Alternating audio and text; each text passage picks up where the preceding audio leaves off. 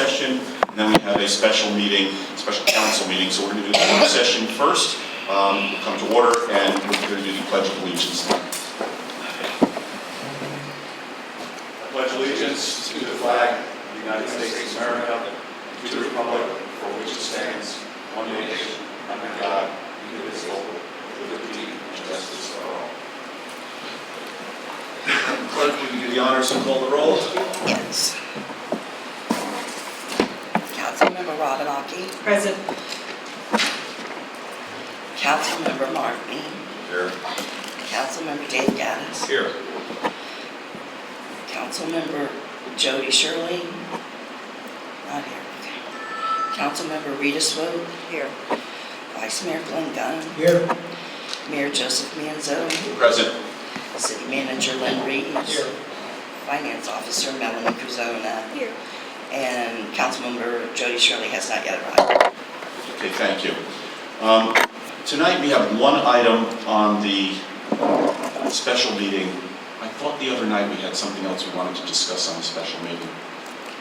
Nothing's coming to mind. I thought we said there was one other item, but we said we could put it on the special meeting. I don't remember another item. It was just the bid. Right. Yeah, no, I'm not saying we're not doing the bid right now. We're doing the capital projects first, but I don't think we have anything else on work session. I'd like to add one at the very end. It should only take 5 or 10 minutes. I'd like to just have a discussion or some comments on Monday night's council meeting. Sure. You want to do that first, because we're going to have a longer presentation here with capital projects. So do you object? Well, that's an amendment to the agenda. Does anybody have any objection? No objections. No objections, no. Vice Mayor? Yeah, I've kind of replayed the mental videotape of Monday night's council session here, and I think we could have done better. I don't think the conduct and decorum of Monday night's council session was what we want to project as a council, so far as interacting with people and being professionals in what we do. So, I think we could have been a little more flexible in some of the things we did and toned down the conversation a little bit. That's all I want. I don't know if that's just me or if anybody else had the same concerns or issues. No, I completely agree. I actually, 1 second after you were going to call a recess or before, I almost stood up just because there was kids in the audience and they looked terrified and I was more concerned about them. So I almost stood up and played mama and be like, you two calm down. But yeah, I don't know what the solution is. I know everybody has tempers and passion, which is great. You really feel your convictions, but we just need to figure out how to do it in a more calmer way, less volume. I also heard a lot from the community and the neighbors in the last few days of events I attended, and their concern too was we're inviting children into these meetings and this is what they're seeing, so it does need to change. If I may, Put your mic down or talk closer. my voice is a little lower. My hearing aids tell me I'm young. But observation, I think the city attorney should have waited to his comments to the end of Robert's rule. He did not follow that. That was my observation. But yeah, I think if we have kids in the audience, I agree with everybody, we need to calm down a little bit. I think we can accomplish more that way. Because you kind of lose your focus on what's going on. That's all I have. Thank you. I would also agree with all the comments made. I also would like to remind everyone here that the people that are no longer on the council helped to make this place to what attracted us here. And even though we may not necessarily agree with their opinions, we owe them the greatest respect and admiration for bringing us here. That's all I've got to say.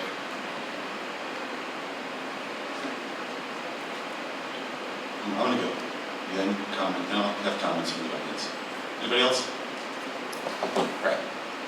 I'm the chairperson of these meetings, and as such, I get the wonderful duty of having to enforce decorum. And decorum is a two-way street. We are to follow Robert's Rules of Order. It's in our code. It's not an option for me. It's not something I can do and put it on and put it off. We have relaxed rules when we're here in a work session, and I like the way the work sessions go. Quite frankly, our council, I think, has been tremendous in the way we have worked out issues. Not everybody agrees on everything, but we are respectful of each other. We've had no issues on council. It's one minor issue. It was quickly remedied. Council has been exemplary, and we should disagree. We may disagree tonight on this thing, but nobody's going to be making obscene gestures, and nobody's going to be sitting up here grandstanding. When I call a point of order, you shut up. It's that simple. You don't talk over me. You don't try and take over the meeting. This is conduct that has been going since 2006. He was way out of line. Remind yourself, this guy is our attorney. You do not go against your client in public. Could you imagine if I'm representing a criminal client and all of a sudden I join the prosecutor's team and start knocking the people? You don't do that. There's a time and place for everything. He was way out of line. And then when I read his resignation letter that he wanted to resign 2 months ago, why did you put this city through all this nonsense, this dog and pony show for the last 3 council sessions? You look like this. I'm seeing a look in the audience of terror. No shock. I was shocked too. He actually wrote that he was going to resign 2 months ago. He had made up his mind. So why the dog and pony show? Why bring in the former mayors? What was this for? Grandstanding? Maybe get a potential lawsuit out of it? It's repugnant, the conduct. And I will not tolerate that kind of outburst from anyone. And if I got mad, I'm sorry that I got mad, but I can't have somebody overdoing it. We had no sheriff's coverage. Tonight we have 2. That's a total screw-up by the people here, okay? We can't have that. I was looking for the sheriff to try and calm things down. He was nowhere to be found. If anyone wants to run the meetings, let me know. You can have I'll step aside for a break for some time and see what it's like. But it is not an easy thing to do, and that was poorly played. It was poorly played before. I had a lady making obscene gestures. I had a person reading for another individual. Leslie Natero, she's an attorney. She's reading a speech. She doesn't represent him, and under our rules, you're not allowed to represent a person unless you're their legal representative. She's not. Now, I could just let everything go, and we'll have a free-for-all. So I chose not to let it go, and I will do the same thing again, okay? If children see this, it's a shame, okay? Maybe children shouldn't be at these events. I want them to come here. I want them to see their government in action. That conduct was disgusting, particularly out of an attorney who's supposed to be on game all the time. It's just unacceptable. And that's all I'm going to say about it, okay? I appreciate your comments. I think we worked together very well, and I think after law and order was restored in here, the meeting went very, very well, other than the obscene gesture by a former military person. I expect better than that. Well, I guess I didn't mean that you were 100% the cause. I think that you I were didn't take trying it that to, you were trying to enforce the rules, and volumes got higher, so other volumes, and my thing is maybe we should have called the recess a little earlier just to say, all right, stop it now, and then just to stop it in action instead of let it keep escalating. That's why we suggested maybe stop it sooner before it gets out of hand. It's hard.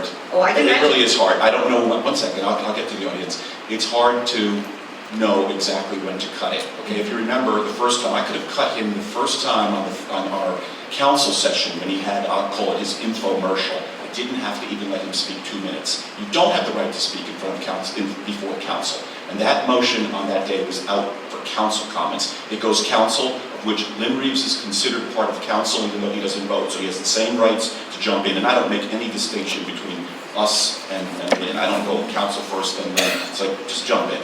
Okay, treat everybody the same. There's not supposed to be crosstalk back and forth. There's not supposed to be debate with the audience members. Sometimes we did have it. I had crosstalk at the end. We were debating the piling thing. I didn't enforce it because it was a very productive discussion. It would have been stupid to cut that off. We were getting something done. And yes, there was crosstalk, and Robert says you're not supposed to do it. It's designed for the House of Commons. It's designed for the House of Representatives. We don't have to be so darn strict. And I thought that was a productive thing. Now, if there's 2 people fighting back and forth, I am going to enforce it. And I have to call a timeout. I could have called the timeout maybe 30 seconds earlier. I'm glad I called the timeout. Any one of you can call a timeout. Any one of you can call a point of order. I brought that up last week. I don't always have to be the bad guy. I know I'm going to be, but I don't have to be. Y'all can call a point of order at Well, any you point. 1 second ahead of me. I wasn't going to say point of order because I was just going to jump up and. Say point of order, just say Okay. point of Well, order. next time I know, it's And just Mama Bear was discussion coming out, so, you know. And for the people in the audience, point of order means you stop. Okay. You have the floor. And at that point, if you make a point of order as a council member, then we have to find, and I always get the words wrong, whether it was basically well-founded or not well-founded, or well-received, not well-received. So it's a quick vote, you make your point of order, and we do a quick vote as a council saying, yes, it's well-received, or no, it's not well-received. So in other words, you might be wrong on your point of order, and we say, no, that's not right, it's not well-received. No harm, you don't get penalized or anything, we just move to the next, we just continue with the topic. But if we say stop, I'm not gonna have some guy tell me I'm not gonna stop. I wouldn't have tolerated that conduct for my children. I mean, this is just absurd. The guy who's supposed to teach us Robert's Rules of Order. I know what the point of this was. I know why the grandstanding. You don't need a 4-page resignation letter. It's 2 sentences. I hereby resign my position effective such and such a day. I thank everyone for having me for the last 20 years. You don't need a 4-page slam on me. I can take it. I'm not even going to address the points that were in there. It's just nauseating. Any other council comments? Because I see there is audience comments. I'd like to follow up quickly. It's the tone of the thing. And the goal is to be a collegial body. We need to work together, create an atmosphere of working together and that sort of thing. I think we may have come into that meeting with a mindset that it was going to be an adversarial meeting. And that's, I mean, if that was the mindset we came in with, well, that's the results you got. It's the big negative effect, right? The other thing that I think didn't help much was the agenda item for moving forward with the 30-day notification of termination. I think that was inflammatory. I think it was throwing gas on the situation. It was already a debacle before we even went into that meeting, and then we threw that there. Well, I think we kind of got we got the results we kind of expected out of that thing. Maybe we should have thought that one through a little bit more. And, I don't know. That's pretty much what I got to say is we should have stopped it with a recess. And when it gets to the point where it's going to get into a shouting match or start getting ugly, it's time to bang the gavel, take a recess, and because there's no sunshine, talking to certain individuals, could have easily gotten up, walked again, and talked to the city attorney. The unfortunate thing is the audience doesn't understand the procedure of termination. It really wasn't termination per se. It was just putting out the job for bid, like normal people would do when they go get a contract. This contract was for 20 years. I don't see anything wrong with going out for a bid. It seems that there was an extreme fence put against us. It was nothing against him or anything he's done. It's just common sense housekeeping. But unfortunately, he didn't take it that way.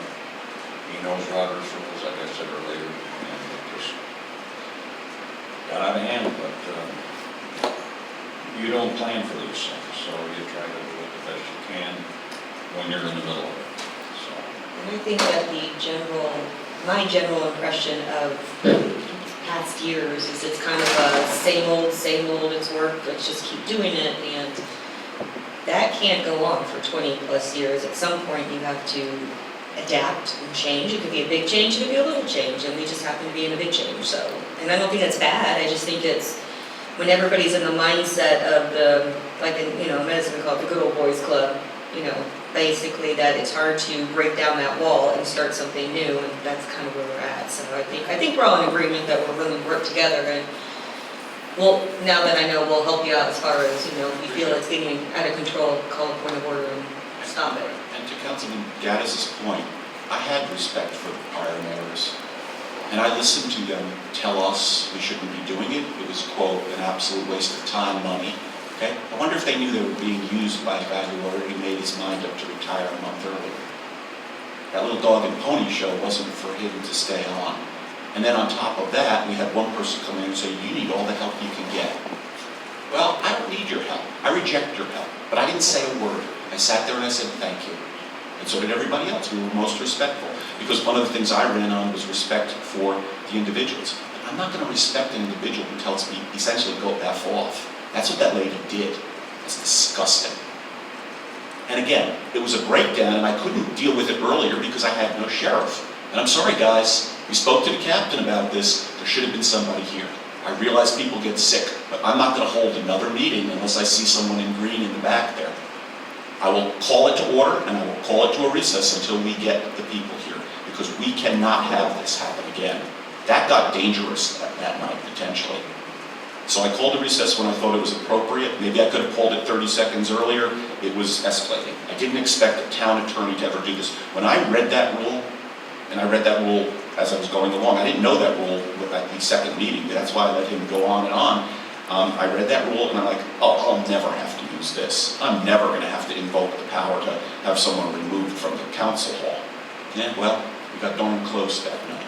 Okay? So I would appreciate your help. I'm not in this alone. Like I say, I signed on to be the tough guy, the bad guy. I don't want to be the tough guy. We conduct nice meetings. I asked Lynn Reeves afterwards, I said, hey Lynn, what kind of problems and questions have we had for the engineer? Not a word, he told me. Correct? Not a word. Just accepted it as part of doing business. We had the right to bid contracts and we did bid the contract. It's out. We haven't heard a word. Like I said, why the dog and pony show? You made your mind up 2 months earlier. Why bring all these people in? Were you setting up for a lawsuit against the city? What were you doing? What's going on? It's just, this is your attorney. Your attorney can't turn on you. You just can't do that. That's against the rules that we play by as attorneys. We're just not a wild bunch and do whatever we want. You can't turn on your client, and particularly in public. This guy was also speaking to the reporters. He was running up and down the aisles. I heard he was saying he was going to file ethics charges. It's unethical to say you're going to file ethics charges. I mean, this is beyond the pale. It really is. I don't expect that conduct from any attorney, from any person. I'd like to add one more comment, which is I realize that there's a fairly large percentage, I won't say over 50% or anything, but there's a lot of people that you referred to, the old crew that are going to be very resistant. They have a lot of friends, and whenever these changes come about, they're going to do anything they can to basically bait us to sink to a new low, and we have to resist that. And no matter what, we cannot lose our heads. We have to remain calm, and even if it requires some type of enforcement from the sheriff's department to regain control, we can never lower to the level that they're asking us to be. And that's the main thing, never lose control. That was, the decorum was a little dark, but I'll say that the strong point of the meeting was the final vote. It was unanimous, and we stood together on that. So that's the positive that's out of this. And it goes to what you're talking about, Robert. So, we stood strong and delivered the message. So I believe whether the confrontation occurred or not, we would have voted the exact same way. And so really, unfortunately, the confrontation really resolved nothing. And I want to thank each person on this council. We took 2 votes, I believe. The first one to put this out to bid. And I sensed in the beginning there might have been a couple council members that were possibly thinking of maybe going with no. And we had a nice debate, and everybody listened and made their decision. So you went 7-0, and then we went 6-0, and then we went 6-0 because there was not one person was missing. So we had unanimity on both situations. I thank this council, and after reading that letter, my opinion, you absolutely made the right decision, and thanks for sticking together. This is a change that had to happen. And again, he was free to bid on this contract. He decided he didn't want to do it. He was also, I want to make one other point. Okay, I did not ask the sheriff to remove him. My words to Mike Liner was, if he interrupts me again and I let you know, then remove him. Okay, he was welcome to stay. He wasn't welcome to pace up and down the hall, the aisle, like Captain Lou Albano used to do in wrestling and shout things. He wasn't permitted to do that, okay? But he was permitted to stay here, and he could have addressed us. He could have asked for his 3 minutes. But that 3 minutes, and I said it the other time, I said, it's not to address us on anything you want. You can't go talking about the Tampa Bay Rays game. We were talking about the authorization from council to put this out. I normally agree wholeheartedly with everything Mr. Gunn, Vice Mayor Gunn says. I don't agree this time. We had to give a 30-day notice, or it was going to cost us $1,500. There was no other way to do it. I had to bring it to a vote. Quite frankly, I was surprised that Mr. Reeves put it as a discussion item. It could have been a consent agenda. I thought it was going to be that simple. I did not come in here armed for Bayer thinking that we were going to have trouble. I thought this was a ministerial thing that, okay, we're not terminating him for cause, and I think that, I'm not in his head, but I think what has been told to me from other individuals, including former mayors that I respect quite a bit, said in his mind, he thought we were terminating him for cause. That was never the situation. I made that abundantly clear. Yes, I had some issues with the way things have went in our city, but we don't need a reason. We could terminate him because we just don't like him. We could terminate him because we don't like the tie he wears. We don't need a reason. We terminated him because he serves at our pleasure, and it wasn't to be a termination. We had to terminate the contract, though, so that we could issue a new contract, which he had 100% rights to bid on. He still does, technically. He's resigned, but he could still bid on that contract if he wants. And so did Jack, and that also goes for Jackie Spoto Bircher. She could have bid on that, and any attorney in the state can bid on it. So we weren't trying to exclude everyone. I went out of my way. In fact, I even said, and I didn't even know if this would get me in trouble, I said, I'm going to put you in the finals.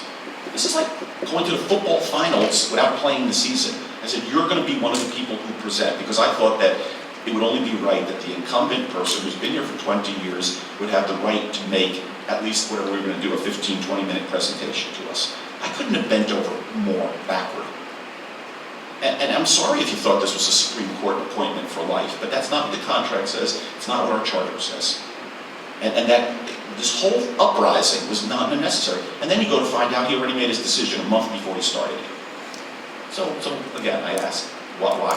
Why do we do this for? To embarrass the city, to embarrass me, to get a reaction, to get suffer a lawsuit? You can't sue us for what we do here inside the chambers. Go ahead, sue. See how long it lasts. It's just going to cost the city more money.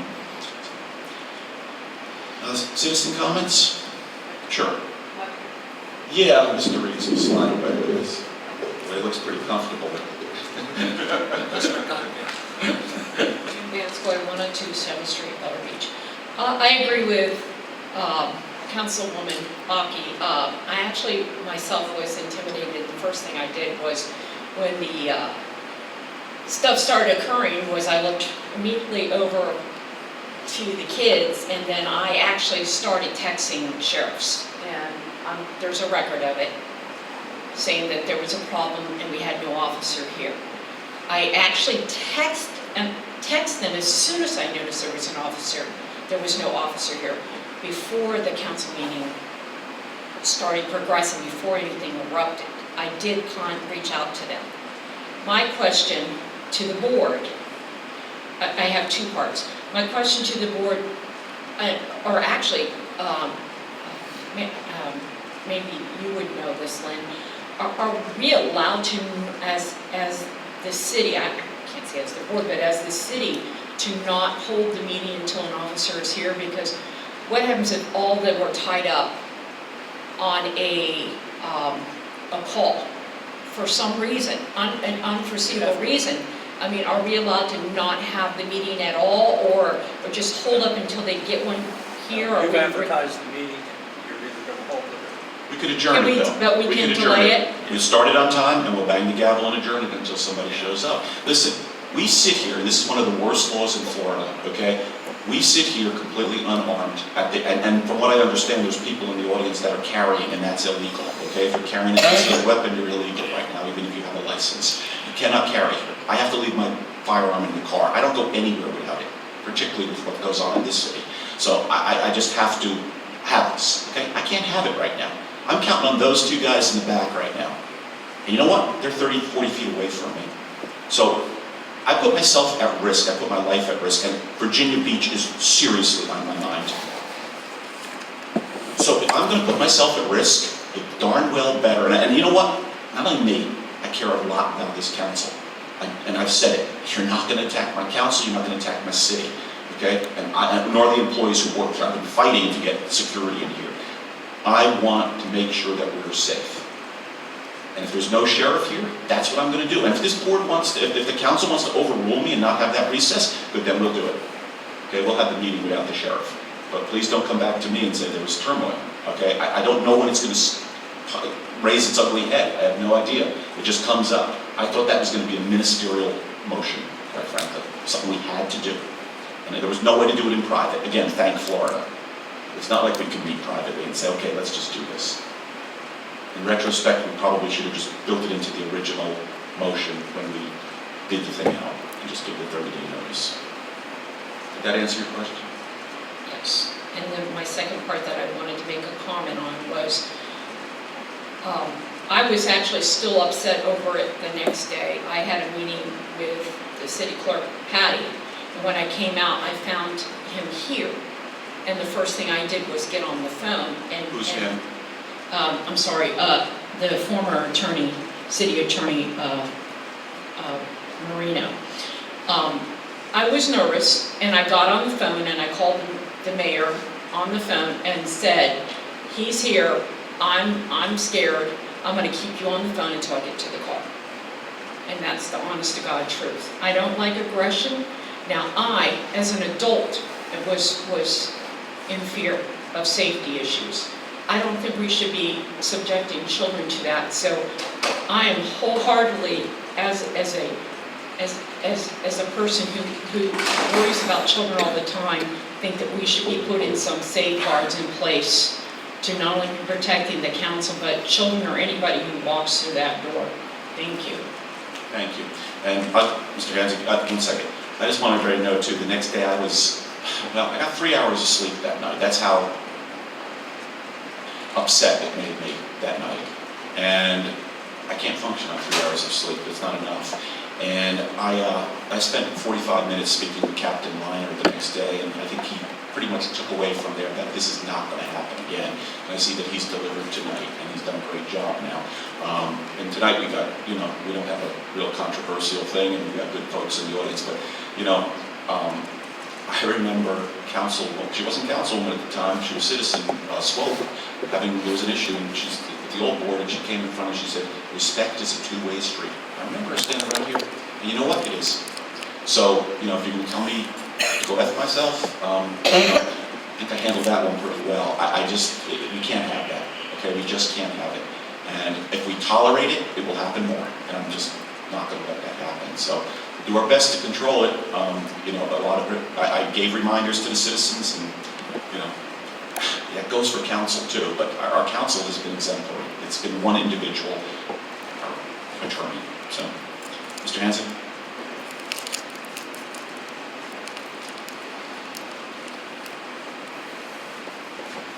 John Hanzik, 103 22nd Street. I've kind of lost focus on everything I wanted to say, but I do have some points I'd like to make. Number one, perhaps the situation could have been handled sooner. I won't argue that, but one of the things that I would like to impress upon this council, 1, 2, 3, there are 4 council members in the first year of their term. And as I recall, during the campaign season, you all ran with the intent to serve the city. You, in your studies, if you will, felt that there was a need for change. And you wanted to execute that change by serving the city. I get that. Most of you sitting there, I voted for.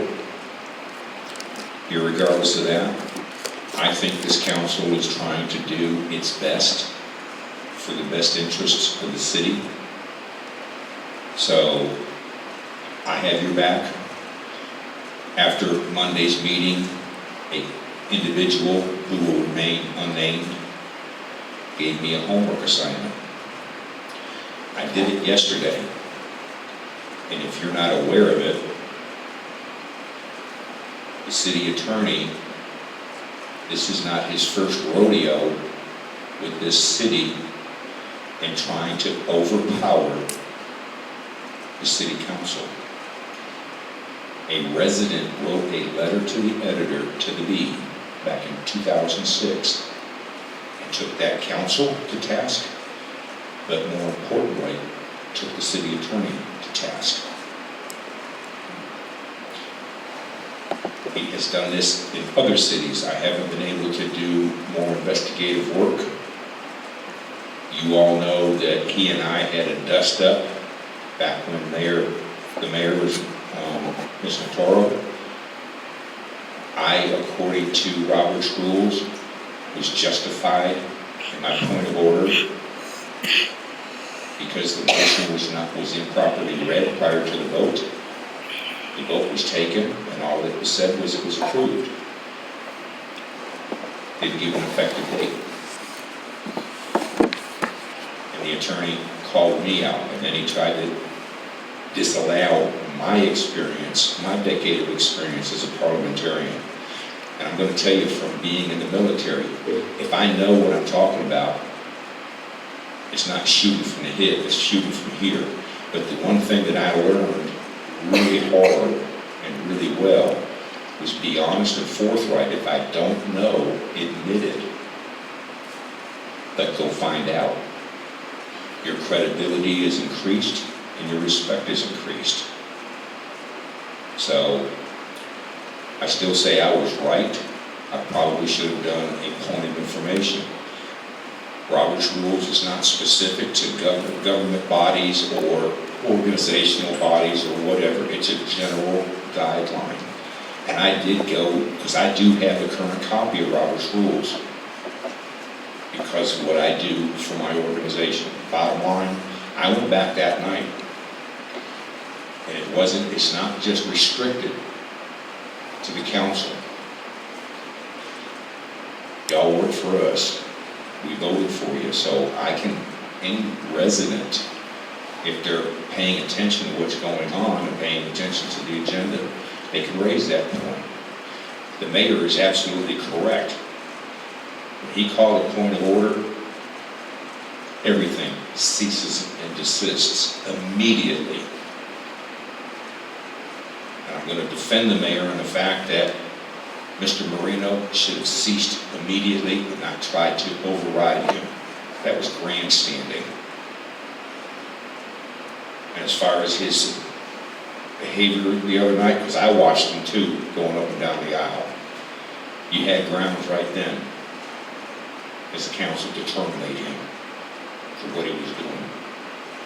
My eyes earlier, when you said that he had already written his resignation letter 2 months ago. So what was his point of playing this stuff, other than to rattle the city? The rest of the residents, we need to get on with the fact that, the old guard's gone. There's a new sheriff in town, if you will, and we got to get behind y'all. And we have the opportunity to express our opinions if we think you're right, wrong, or indifferent. And we have that right at the ballot box as well, ultimately. So, with that said, I'm going to sit down.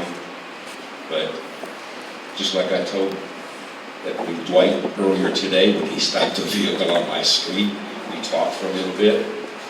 I'm a believer in see something, say something. And I was observing his stop. More importantly, I was watching his back. And I did tell him, quote unquote, I got your back. I got yours too. I'll defend you to the hilt, as long as you're right. Thank you. Thank you, Master Chief. And let me tell you something. I personally thank you for your support and what you just said. I was there that night. I heard what happened, and it was an error by our former mayor. I'm not trying to pick on her. She should have had a citizen comment. She often forgot to make citizen comments. You would have been right in coming up and making your objection then. It was closed already, and you tried to come up and speak. That wasn't the problem. You were very respectful. And I was there. And do you know that friends of mine as far away as Chicago said, who is that guy? Not you, our town attorney. That's what they said. That he was nasty. That was horrible. I'm like, yeah, he was. And I was sitting right in that audience, right where this gentleman in the blue shirt is right now. That's where I was sitting.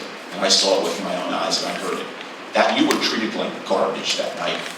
We owe you the debt of gratitude, Master Chief. You saved us and you preserved our liberty. And he treated you like garbage. I remember you said, I'm not an attorney. He said, well, I am.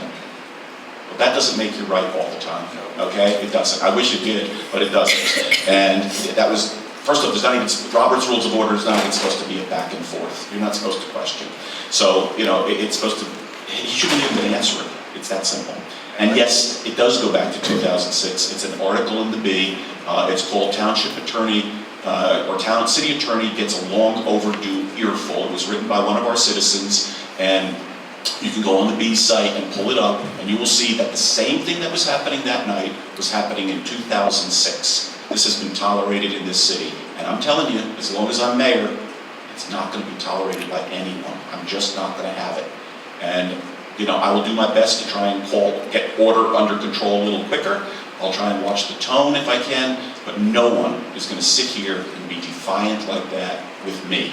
I'm sorry. It's just not going to happen. If I may, without going to the microphone, and the other thing people have to understand, they may not respect you personally, but they dadgum sure better respect the office that you hold. That's what the respect is.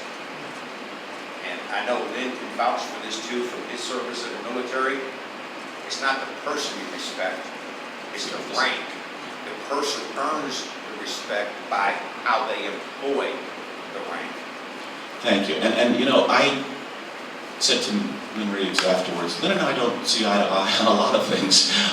It's always been respectful. It's always been professional. I said, Lynn, you have never been like that in a council session or privately. Never. Okay? I said, you've had class, you've always been respectful. We can disagree. I expect to disagree. I'm going to disagree with a lot of things, and that's fine. But it's always been professional. He never does anything like that. Maybe because he's former mayor, he sat in this chair and chaired his share of these kind of meetings. Maybe it's just the type of person he is, but I've never had that kind of an issue, and I don't think I ever will. And hearing that night, and yes, it's been going on forever. I saw it. It wasn't just with you. He did it with other individuals here too. He was just downright horrible. At one point, he was in a meeting. He was passing notes to the mayor, and he was saying stuff that was overheard by council members. This is an open public meeting. There can be no note passing. There can be no whispering in people's ears. Mr. Reeves came over to me in total innocence the one time I screwed up and I didn't clear the consent agenda, and he mentioned you got to clear it. And I said it to the audience, because you can't whisper to me, so I have to let you know what somebody said. He came over the other night and he said the capacitors blew on the TV set. And I said, okay, I told the capacitors blew. There can be no secrets in this room, okay? Well, you keep them in your head, but I can't whisper to Glenn's ear right now something. I can't do that. So, we try to keep it above board here and do the right thing. And I appreciate your support. And like I said, I'm learning on this job too. But, they're throwing everything at us. And this is nonsense. And I asked other mayors, I'm like, do you go through this? I'll say this to the city. And I hope this gets out verbatim for what I'm saying. You have, I don't know, maybe some people think you have a benefit with having a mayor with a background like I do, and the ability to go to Tallahassee and legislate and meet with the legislators and actually try and bring something home for this city. If I'm going to be sitting here tying up my time with all this nonsense, then I'm not going to be going to Tallahassee. I'm already spending probably 20 to 30 hours a week on this job. My law practice is suffering, my health is suffering. I can't do this. I live at the beach and I get there once a month. That's nonsense. So if we want to keep putting my time on this kind of stuff, this was completely unnecessary. You're going to retire. Why do we have this? To drag the city through the mud. It's just nonsense. So, but I'll spend my time on that. But guess what? There's a meeting with the state senator. I'm not going to that next week. I just can't do it. Okay? I just can't do it. So it's, I don't know what to say. I have a limited amount of time. I'm giving so much to this city. And, I'm just, if this is what we want to spend my time on, then that's what we'll spend my time on. Any other citizen comments? Back to council and then we'll close it. I just have, is kind of on a different subject at the moment, but you brought up that there's no secrets and stuff in this room. Last work session, I noticed we were videoing. Do we know when that's going to be put online? Because I don't know that we normally video work sessions. That was not a video by the city, and there's a request pending at this point. So somebody made a request to me. I'll answer it when I finish the research on that. It's not my video, I'll tell you that, so, but the request was made of me.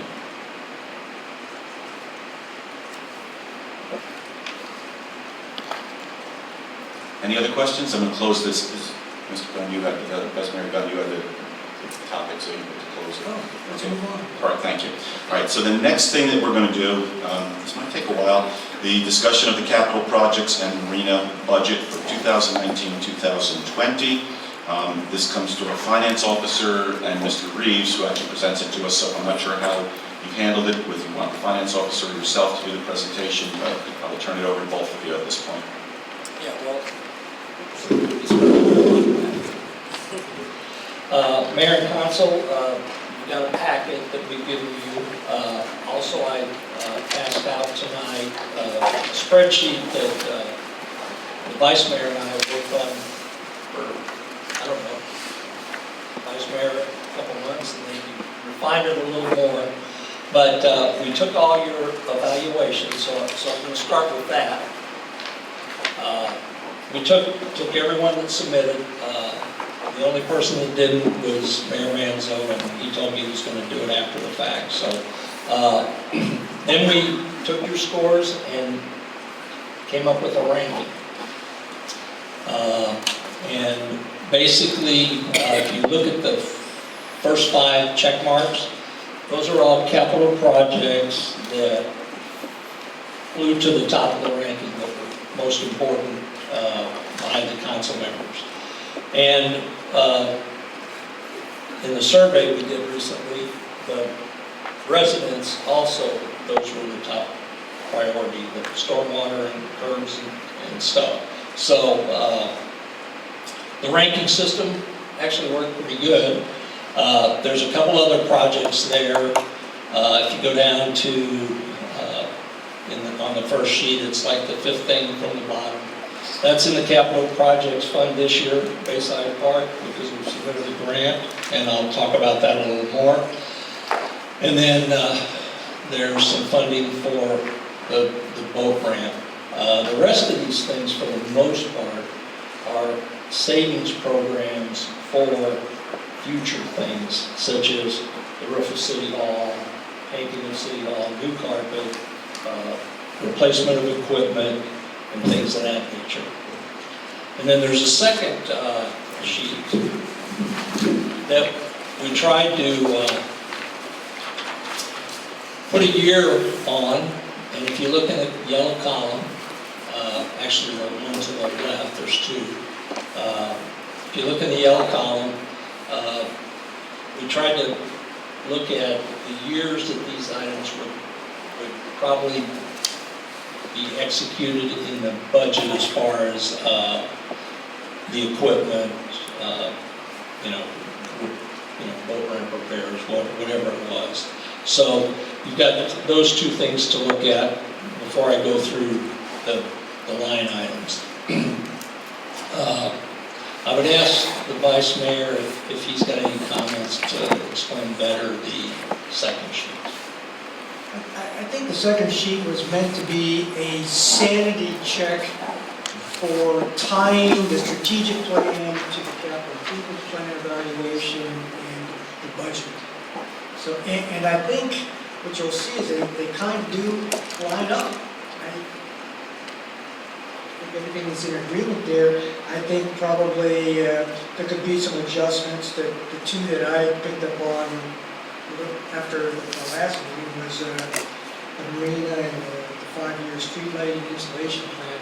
We need to be adjusted in priorities to move them up a little bit. I think this is good, but it's a microcosm is what I'm walking away from this exercise with, is that it gives us a good, real good sanity check on the fiscal year 20 budget. The next step, what I'd like to see is how it relates to the outcomes.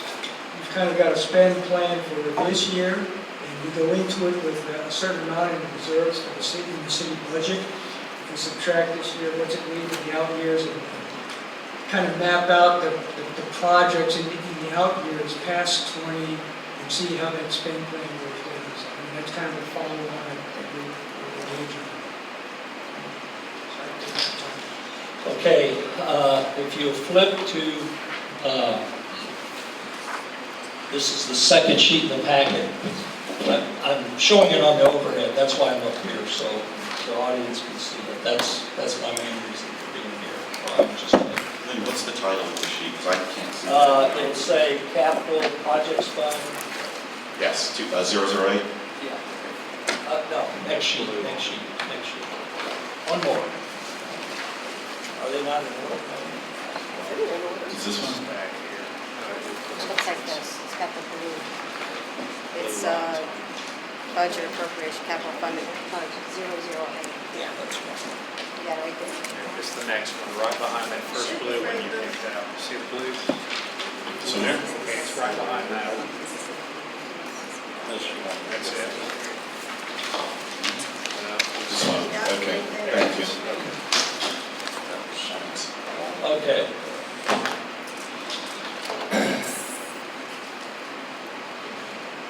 So what you'll see here initially are, if you look down the listing, it's a savings plan to accumulate funds for the facility, the air conditioning, the digital sign that we talked about last year. We started savings funds for that. And then in a later slide, you'll see where those funds are. So that area was and then the generator is in there, it's proposed. There is a potential, the generator was ranked very high. There is a potential to push this out a year and try to go get a grant for it from FEMA, if that's the wish of the council. And, I would probably say that's probably a good idea if we get some funding for it. Let's push it out a year. So that's one item. Going down further, the next item is Bayside Park, and we won't know if we got the grant until this fall. So that $135,000 basically is 1/3 of the $400,000 grant, which we have to match $200,000. And we won't know till the fall. Once the documents are executed, you have 3 years to complete that project. So there's an opportunity, if we wanted to move that out a year, we could do that. Because I know the budget this year is pretty tight. So that's an opportunity, and we should make a note there, and we'll discuss that further. And that would come, the grant would come along with the tennis courts. We put that in that grant application also. The boat ramp repairs, we saved $12,500 this year. We want to put another $12,500 in the next year. And the main thing that needs to be repaired on the boat ramp is the ramp itself, where it's cracked. And we'll need to get some more information on the cost of that, because it may be that we may have enough in a couple of years to replace the concrete slab of that ramp. And we have had a contractor look at it, but we haven't got the final cost on that. So I would continue to do that as savings.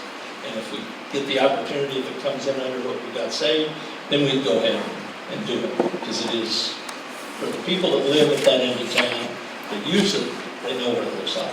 The boat ramp we have. Yeah, and it is the only boat ramp. The next thing on there is Morgan Park. Again, that's a savings to replace the parking lot. And that's, if you look on your spreadsheet,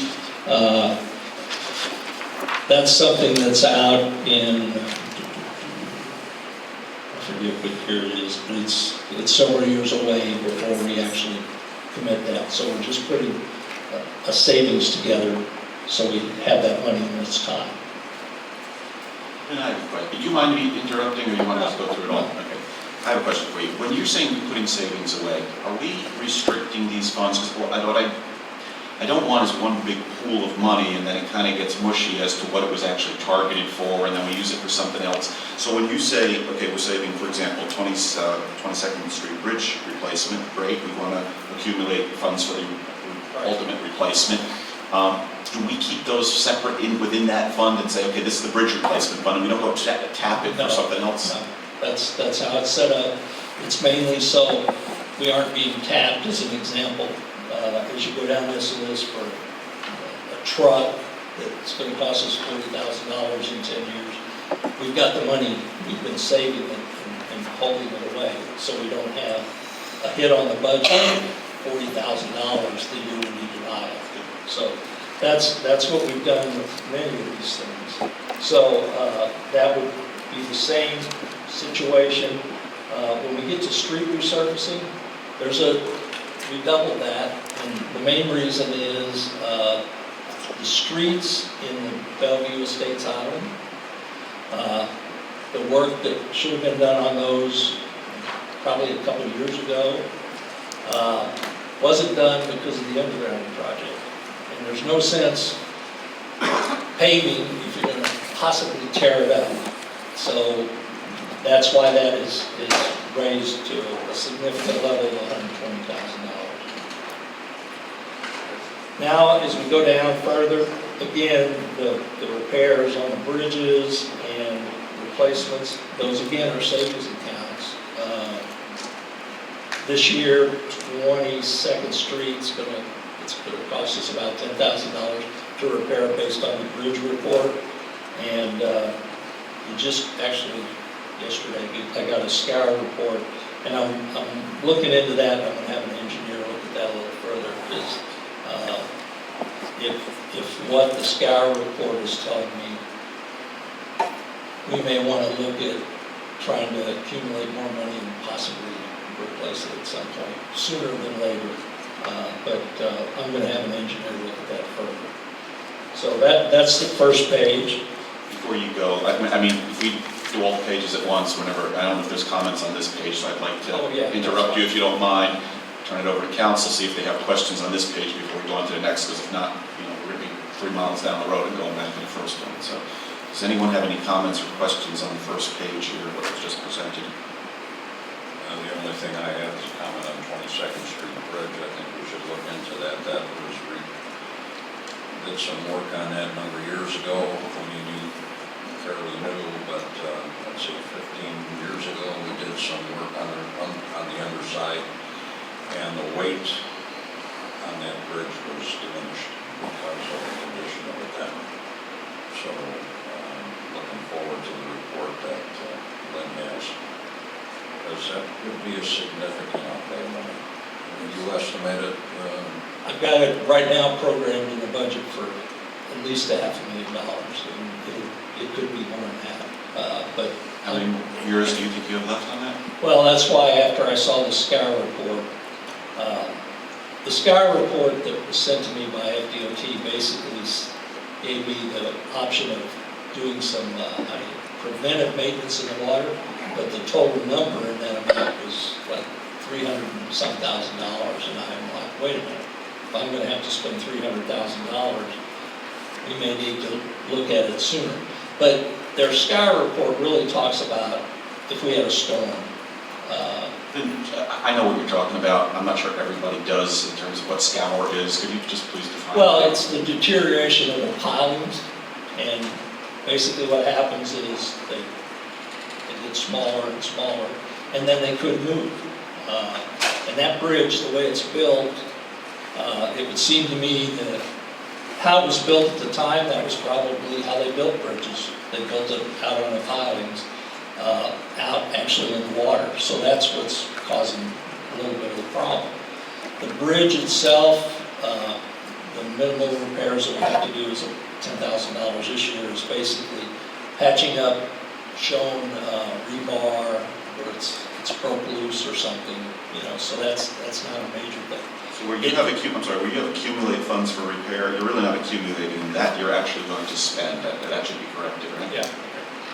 Yeah, well, it depends on... You need that money this year. You're not putting that in the bank, you're going to spend that. Okay. We'll spend 10 of it. And, I'll show you a later sheet to kind of tell you where we're at with savings on it. So Lynn, back to the bridge, this report you're speaking of, you must have just received it, because that Yeah. wasn't the... Yeah, I just got it yesterday and I spoke to the. That's not what you said 2 days ago. I know. No. Yeah, the report that we initially got, and they're not telling us that we need to do this. They're telling us basically what the SCAR report says is if we have a storm, there's a potential that this bridge could move. And then, guess what? Guess we'd have to put 2x4s across there. Yeah, that'd be good. So, it's not something that, but how I look at it, if you're telling me the estimate is I think it was $318,000. They said we need to put some concrete down there and riprap.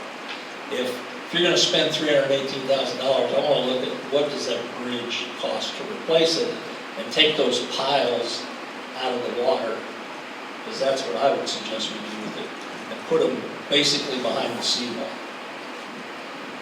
Those concrete rebar piles, or what are they? Yeah. Concept. As soon as they start cracking, or basically water penetrates, they start rusting, and then And that's why we're doing the repairs we're doing. That's just what Councilmember Gaddis just said, that's what's happened to a few places where, The things they have to remember is the old rebar was not coated, such a air rebar. So with the salt environment penetrating, it just makes it that. Yeah, you gotta, when you see that, you need to treat it and then cover it. Because of the situation where we're at. So, Excuse me, just 1 second. On the spreadsheet with the target project years, are those good? You got 31 and 34 for the replacement of the 22nd Street Bridge and the Harrison Bridge at 34. And based on these new reports, do you want to refine those dates? well, at this time, I want to get an engineer to come and have that discussion so I can get a better handle on that. FDOT basically gave us a report in January. They do it every other year. The list that they gave me at that time, when I got the report in, I think it was March, I got it in or April, those weren't critical. The things that we needed to repair by then, by the initial report, was not critical. And the person I talked to at DOT on the other report, I'm going to do a little more research on it, but I want to make you aware that this individual basically is telling me that it's not that the bridge is going to fall over, but if we had a storm, it could, the waves. But I guess realistically, there's a lot of bridges that could fall over. As you said, what storm, how strong, what conditions to make that. Kind of protected waters, Yeah. it's not as though it's out, yeah. There's something you have to know about that bridge has a gas line mounted to it. I've kayaked underneath it, I know. So Lynn, just to clarify then too, a couple other questions is when you talked about the generator, you think that those funds could potentially be, you could do a grant and potentially pay for the generator, because I think that's a big number for something we've done all these years without too. Yeah, the city used to have a generator. It was a portable generator, but it only had, I don't know if there's any red plugs in here, but I don't know. Any red outlet. Yeah, there are. Yeah, there's a Outlet or few, switch. but the red outlets is all that generator would operate. And, I don't factually know what the KW of that one was. The generator person that did come out told me to fuel this whole building, which I think we would want to do if we're going to possibly use it for someone to come here and cool or whatever, if there's no power in the city. We would need at least 130 kW. That's what it's called.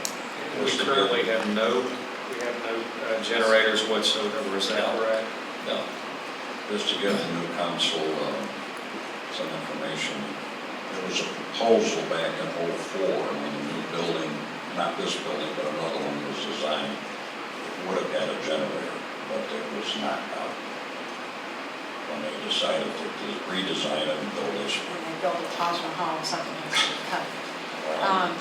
You would have not needed that building over on Cedar if you would have built the other one. So the cost difference was the cost of that building plus the remodeling, so you can't go back. So we are where we are. And I have, And then the other thing is the tennis courts, you're saying that would be part of the Bayside Right. Park beautification? Right. That is not its own line item, so that could Well, no, potentially- it's its own line item, but we would put that as part of the, But it's part of the grant Well, and part of the yes. 130, Right. well, no, it's going to be No, it's 155. separate. Yeah, Okay, right. okay. The street resurfacing that you've got listed for 120, how much surface does that cover? off the top of my head, I can't tell you exactly, but It's it's, about in the neighborhood of blocks. oh, it should cover everything in Bellevue Estates Island, West Side. Yeah, based on the projects that I've done recently. The asphalt's about $90 a ton, something like that, it's going to go down.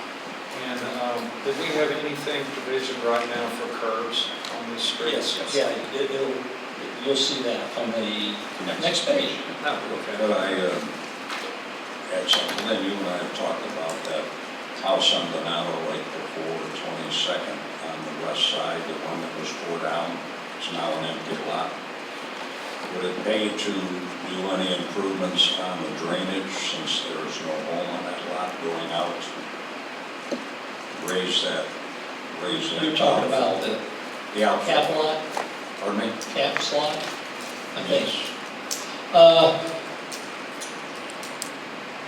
I think I need to check further into if we would have to get an easement from them.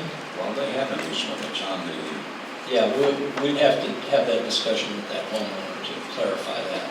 But as we go along, I'm going to talk to you a little bit about stormwater and I'll kind of, since we're talking about resurfacing and curbs, if we change the drain there at that same time, we might as well go ahead and do the outfall. yeah, if they, you're talking replacing the pipe. Right. Raising it up, going through the seawall, but there's no home, so it'd be perfect. We need to discuss that more with the actual property owner. Yeah, I'm a little surprised they haven't started, because that was my understanding. Those two issues you raised, the new generator and the park improvements, you're talking about pushing them forward.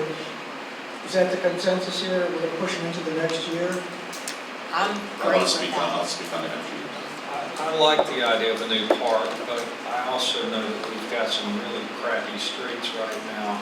And Lynn, you know the condition of the streets in this city probably better than anyone. Beyond BEI, if you had $135,000 to apply to those streets for resurfacing, what would be the next candidate? Well, anywhere we're doing, one thing for sure, anywhere we're doing the stormwater project, if that street hasn't been paved recently, we would want to do some paving there. Because if you're going to tear the street up, you need to repave it.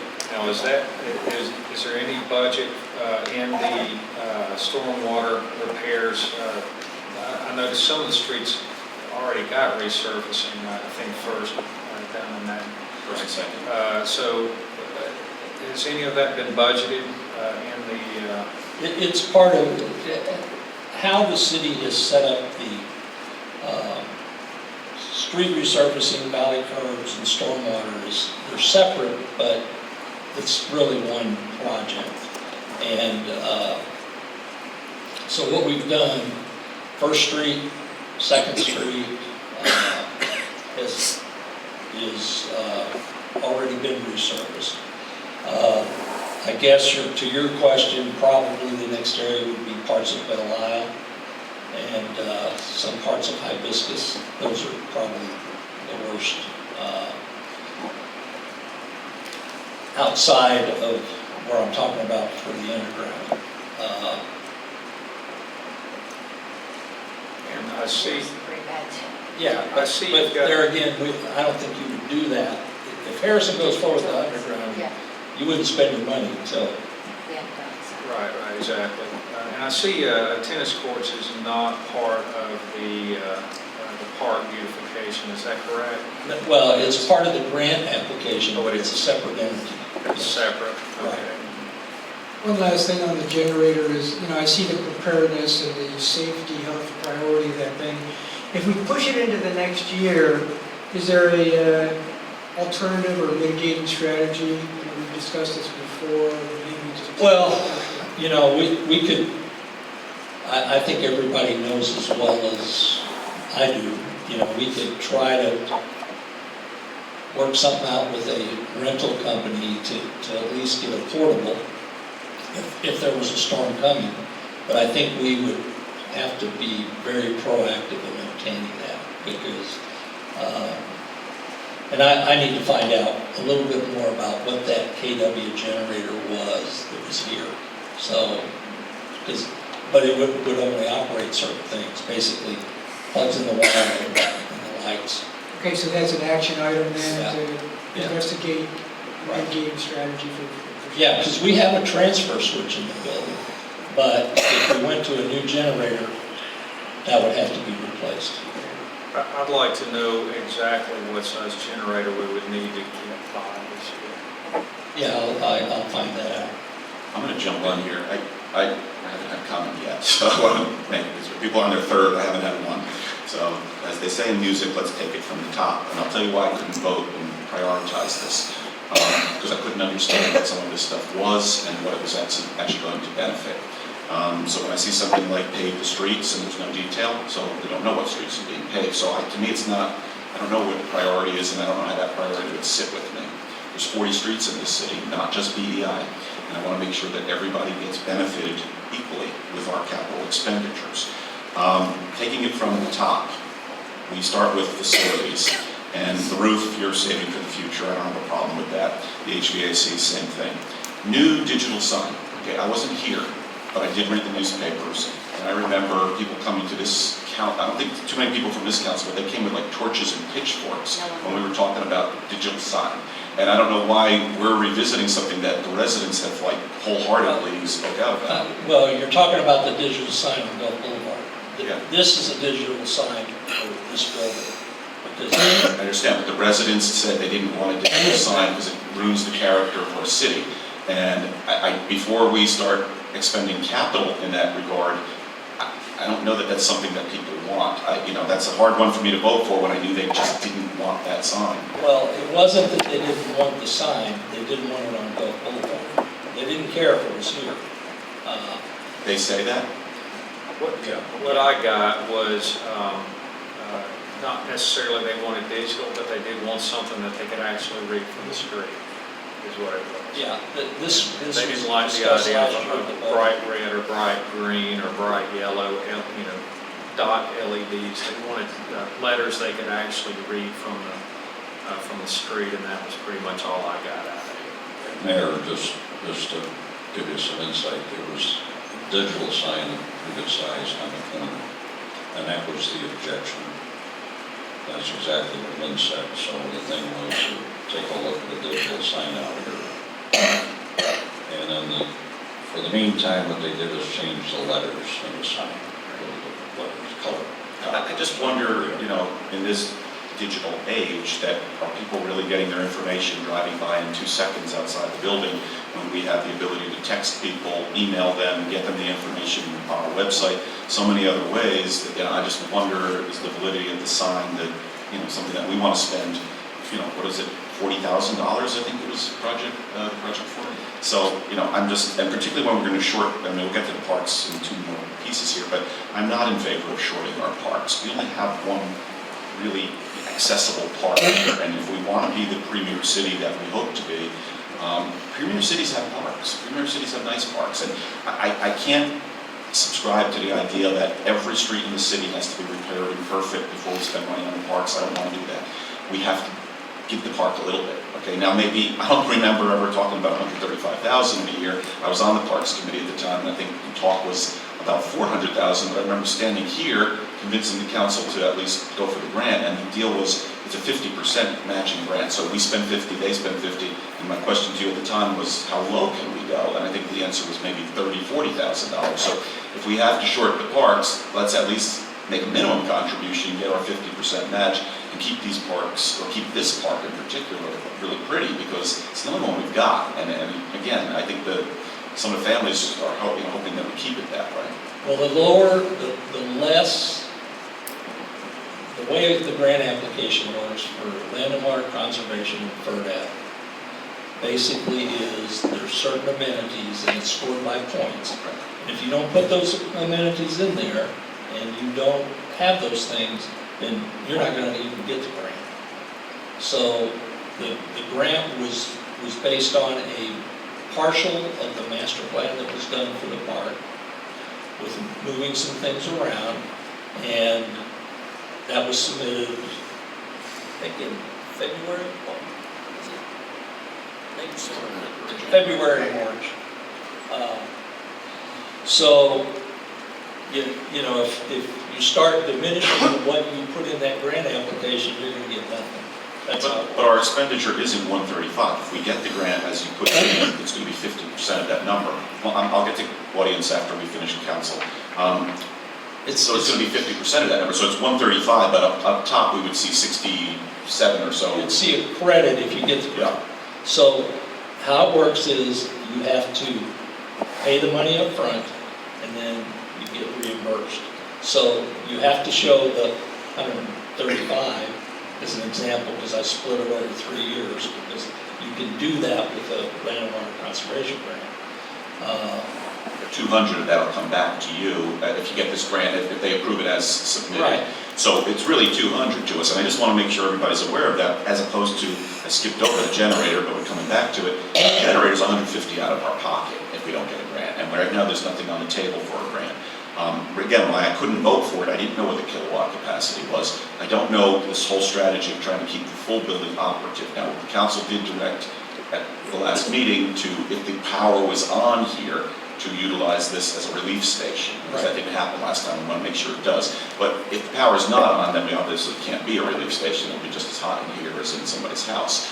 But, you know, the ability to operate in an emergency, it's wartime at that point, you may only be operating from a couple of offices. So perhaps a smaller generator, perhaps a lease generator on a regular basis. I mean, I would like to see an analysis of cost versus buy on one of these things. They're expensive to replace. We don't have a service plan if something happens. You might consider even long-term lease versus buy on this. And, you know, again, maybe you're only doing half the building or even a quarter of the building. I mean, if people have to double up in an office during a hurricane, that's acceptable. It's not what we're going to do on a normal basis. But again, we're not looking at a catastrophic hurricane that we're going to be inoperative for, 6 months. We're talking about maybe 6 days or 5 days. And I'd like to see some type of an analysis. Again, I couldn't prioritize it because of that point. Mayor? Yes.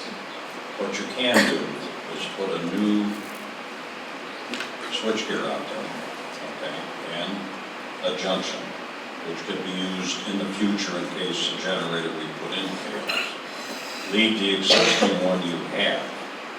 This would be a main one, would be before that.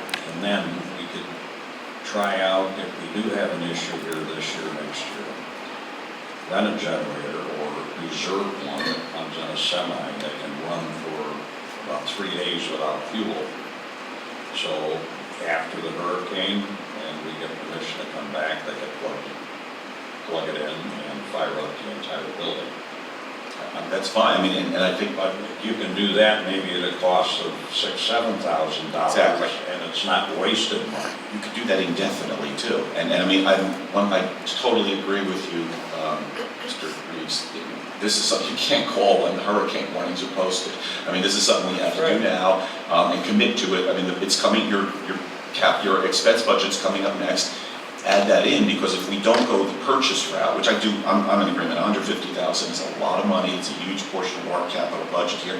I gotta think that if we can put in for, and I'm talking totally off the top of my head here, but if we're gonna make this a relief area, if it's truly gonna be used for that, that's telling me that there may be some grant money available, because now we're helping the citizens as opposed to just running an office. And I gotta think that there's gonna be something in here to help defray that $150,000 if we do decide to purchase it. In the meantime, if we could get an affordable lease, that does make this a very, first it helps our citizens, which is most important. It helps you, because you will operate the city no matter what happens, pretty much. And, if it's a matter of a few $1,000s to get the proper hookups, then we spend that kind of money easily in here. So I don't think the council, I'm speaking for me, but I don't think the rest of the council is going to stand in the way. Well, there is a way to defray it, and that's the purpose of this whole priority drill was, we said preparing for a disaster with a new generator is the number one priority there because it meets the safety, health, and everything else. So the number one priority is a generator. The Bayside Park is 4 from the bottom. So if I had $60,000 to spend today, would I rather put it into an alternative mitigating strategy for a generator, maybe go with a small one, or would I rather put it into a park? You've made the decision. I mean, that's the whole purpose of this priority drill, is to say, if I got $60,000 to spend, what am I going to spend it on? Spend it on disaster preparedness and have a generator, or am I going to spend it on new trees and new playground equipment? That's the whole purpose of this drill. But how do you make that decision when there's not even a lease first buy analysis here? How could I tell you it's smart to spend $150 when maybe, as Councilmember Beam said, maybe we can rent this, maybe it's $6,000 to set something up. This is a short-term rental. We need 3-4 months of the year. Realistically, I mean, I know it's hurricane season now, but this stuff hits in August, September, October here. And if we set that up, it might be very affordable out of our regular budget, which preserves capital money that can be used elsewhere, not necessarily for the park. And, some people don't agree, let's not fix the park up, then fix the streets up, because we do need to fix that. Fix the flooding. I mean, I looked at the flooding plan here, and there's a lot of streets that are missing from the flooding plan. And we can't do them all. We can't do them all in 1 year.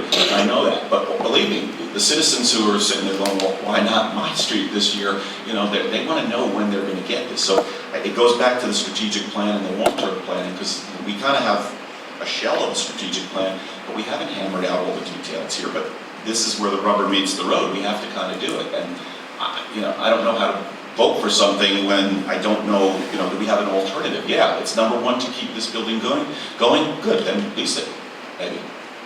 Well, the only fallacy of that is during a major storm, you may not get that generator. You won't. For one thing. Well, that's why I said do that now, but I mean, you Well, can't do it now because it's not in your that's budget, but you can do it in another, we're missing this year, but I mean, Right. yeah. You would end up leasing it probably now for the storm season, and it'll be sitting here. Right, but you could, I mean, Then you- even though it may not be in this year's budget, if you have money someplace to spend on it, you can spend that money, you can take the anticipation that we're gonna give it to you next year and basically borrow this year against next year and just offset it. I mean, we know what we can play, with the money timing. But you can do that. The problem is we don't even have a number. I don't know, the leasing it may not be a good deal.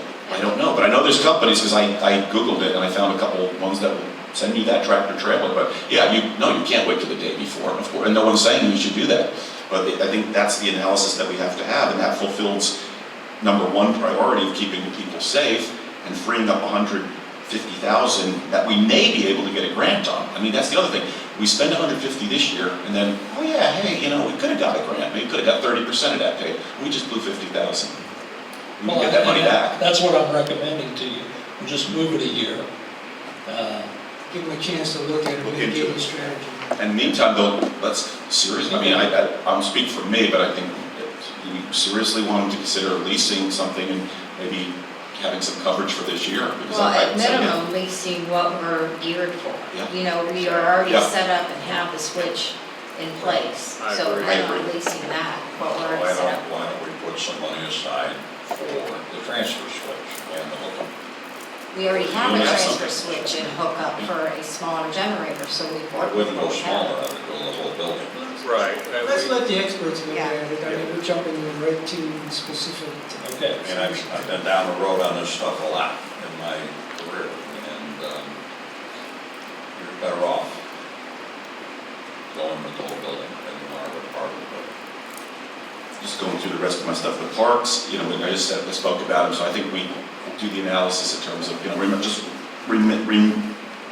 when are we gonna have the notice on that grant? When will they, I mean, I Maybe know this fall. Okay, so we can put it on Ian, but just understand that it's really not 135 out of pocket, it's gonna be half of that if we get it. When Okay, so when is repayment on that? Pardon? When do we get the rebate? You submit your, typically what they allow you to do is submit in portions, and they give it back to you as you spend it. And I have a question, and it's more of a question, I think I know it, but just because we're putting it in the capital budget is not this council saying, yes, we're going ahead with this park redo. When we get to that point is when there'll be a council meeting, there'll be where we actually authorize you to actually spend that money, right? So I mean, we don't have to decide it today, we just have to kind of throw it in. right? You'll have to authorize the grant, you'll have to accept the grant. But that's, I mean, at that point, tonight and the budget process, that's not a go-ahead, that's just a, yeah, let's plan for it, it's not, okay, yeah, exactly, perfect, thank you. Boat ramp repairs, the tennis courts are in the parks, boat ramp repairs, fine, I mean, this year that should be done. I do want to talk to you about something because of all places, I met a county commissioner in Sam's Club this weekend. I'm working on getting that lift station fixed. So I don't know if that impacts our timing on this thing, and they're on it right now. So I just had lunch today at the mayor's conference. Okay, it won't matter because we're going to see we've got a lift station down there for 20 years or so that's inadequately sized, and it keeps the residents up day and night, and they pump it day and night when we get stormwater. And my first meeting with Mr. Reeves was like, nothing can be done. I'm like, yes, something can be done, and something's going to get done because I'm not going to stop. And we've been talking to the county commissioners, and we got their ear, and we got the right person. So I don't know if anything's going to happen. I'm not making a promise, but we're not going to stop. The county is looking at putting a second station in there. They haven't committed to it yet, but they are looking at that. And I know you and I went back and forth, but you also, during the campaign, I said that thing overflowed, and the county denied it. It did overflow. I didn't make that up. I had no reason to make that up. And I've pretty much stressed to the county commissioners, next time it overflows, okay, now I am in politics, I'm not letting you off the hook. Okay, you gotta fix this thing. So we want to see what they can do. It may be fixable, and I just wanted to make sure that we don't put a brand new ramp in and then they come and tear it up on us. It wouldn't be, that's great. Either. Actually, we're going to tear that park up anyway with the stormwater project.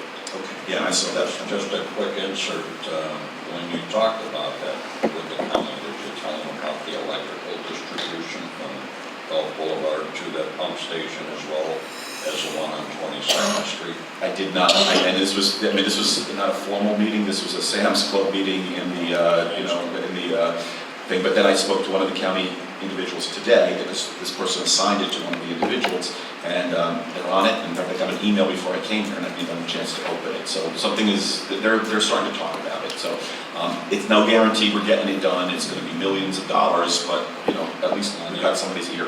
On the other hand, we've got that issue with 22nd Street. We're trying to work out getting a line run from Gulf Boulevard to pick up Bellevue Island Estates and then pumping stations at the same time. So maybe you can bring that up in your conversation along with the one over on 7th.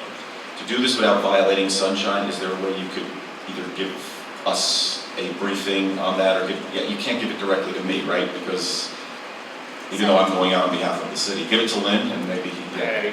Yeah, Patty, right? Do it that way. But if you can give me that information, I'll be happy to run with it, because as they told us, pretty much the squeaky wheel gets the oil here, and we've got a commissioner who's fire plug, and that's really good. So we want to use it. Lynn has worked on this, and he knows about it. I've got 3 other commissioners too, so we have some friends in the county, and again, I don't know if that's going to get us anything, but I'm going to try. Lynn, the only other question I had on this page was the street resurfacing, and I didn't know what, then again, I couldn't vote because I didn't know what streets were getting resurfaced, and you said... Look on the sheets that are back here. Yeah. The sheets, it tells you that what's programmed is Bellevue, States Island, and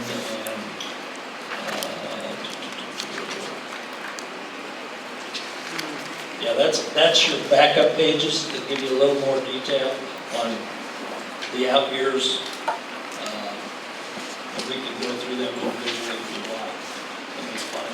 want. But see, my problem was, I saw that, but it said fund accumulation to resurface the streets within the city annual, and again, I'm just not, I need the schedule of who's going to get benefited on here, because, there are some you may be the best in the city, I'm second best, I walked every street, and I walked them twice, and I know what they look like. And there's some streets that are pretty bad, and they're not in BEI, so, and there's some bad ones there too, so, Louisa is disgusting, I mean, it's just a matter of getting some of these things fixed, but I just want to make sure that, you're in an unenviable task here, because everybody wants their street paved, but we gotta try and balance it out so that, everybody from the rest of the city isn't coming in saying, what about me? Right, and a lot of that what street will go next, it ties in with the stormwater project, other than Bellevue Estates Island, because that was programmed and it was held off because of the underground. And so if you look at let me find the stormwater sheet, you'll see what we have programmed, which is the next thing that's coming up. Let me find it.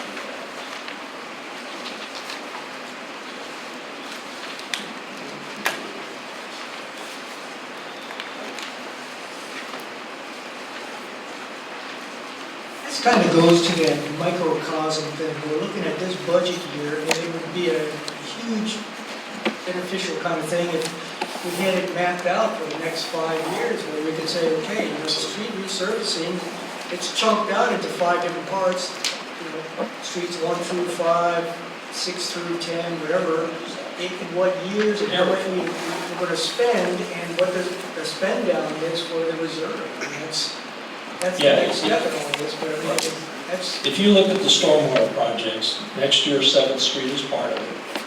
We have a grant application in for that also. We haven't heard back. We expect to hear sometime this summer. If we get that, that's actually only going to cost us about $112,000. That's out of our money. But if we don't get it, the projected cost is $450,000. And those streets... What's your feeling on that grant?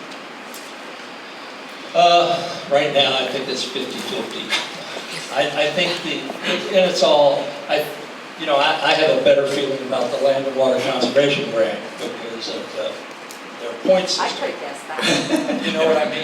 Yeah, I could It's have always guessed 50-50, but right? no. Well, I'm being With no honest, background. I don't really,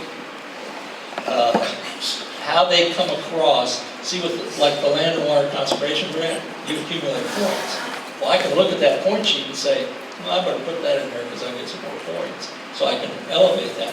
With the FEMA grants, it went through Pinellas County, went to the state, and now it's at DC. So, you know how the federal government is. It's 50-50, I got it. I'm hopeful, but if you look at the stormwater improvements, we've got those projected out for the next 5 years in various locations of what we're going to be doing. Some of it is pipe replacement, the inlets, we're changing the inlets to the inlets we've used on First and Second with the grades as opposed to concrete inlets. We're putting in check valves, things of that nature to try to stop, to help with the flooding, to stop the backflow. I think, and I'm going to be coming back to council with a reformulated, that's one of the strategic plan items that I've got to present to you. A reevaluation of the stormwater plan and where we're going with it. So I'll be bringing that to you, and I've got some sheets that actually show the potential flooding. And actually, Bellevue Estates Island is one of the least flooding areas in the city. So, things that we do there, maybe just replace the inlets, the grade inlets, and maybe put some check valves in, but realistically, in the scheme of things, that's a lower priority area than 1st through 13th Street, 18th Street, 22nd and Morgan, 16th and 17th Street, those places. And then you go down Bay Shore, it gets a little more impact.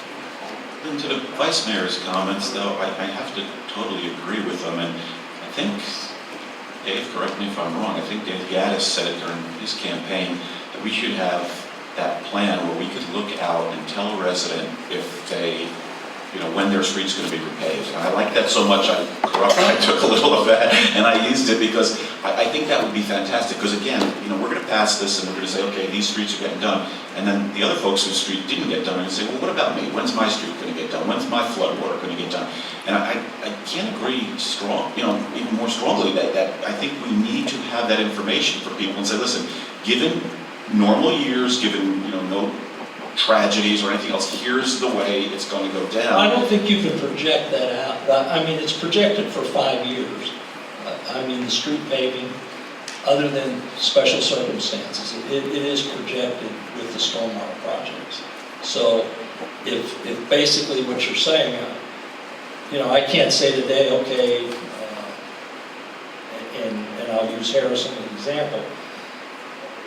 If they underground, we would wait to do Harrison's. We wouldn't wait to spend the money. So, with certainty, I couldn't say, we're going to do your street in 2035. I mean, if that's what you want me to try to project, I'll be glad to give you that. But I don't think it's going to be a realistic situation. I would think more of a living timeline.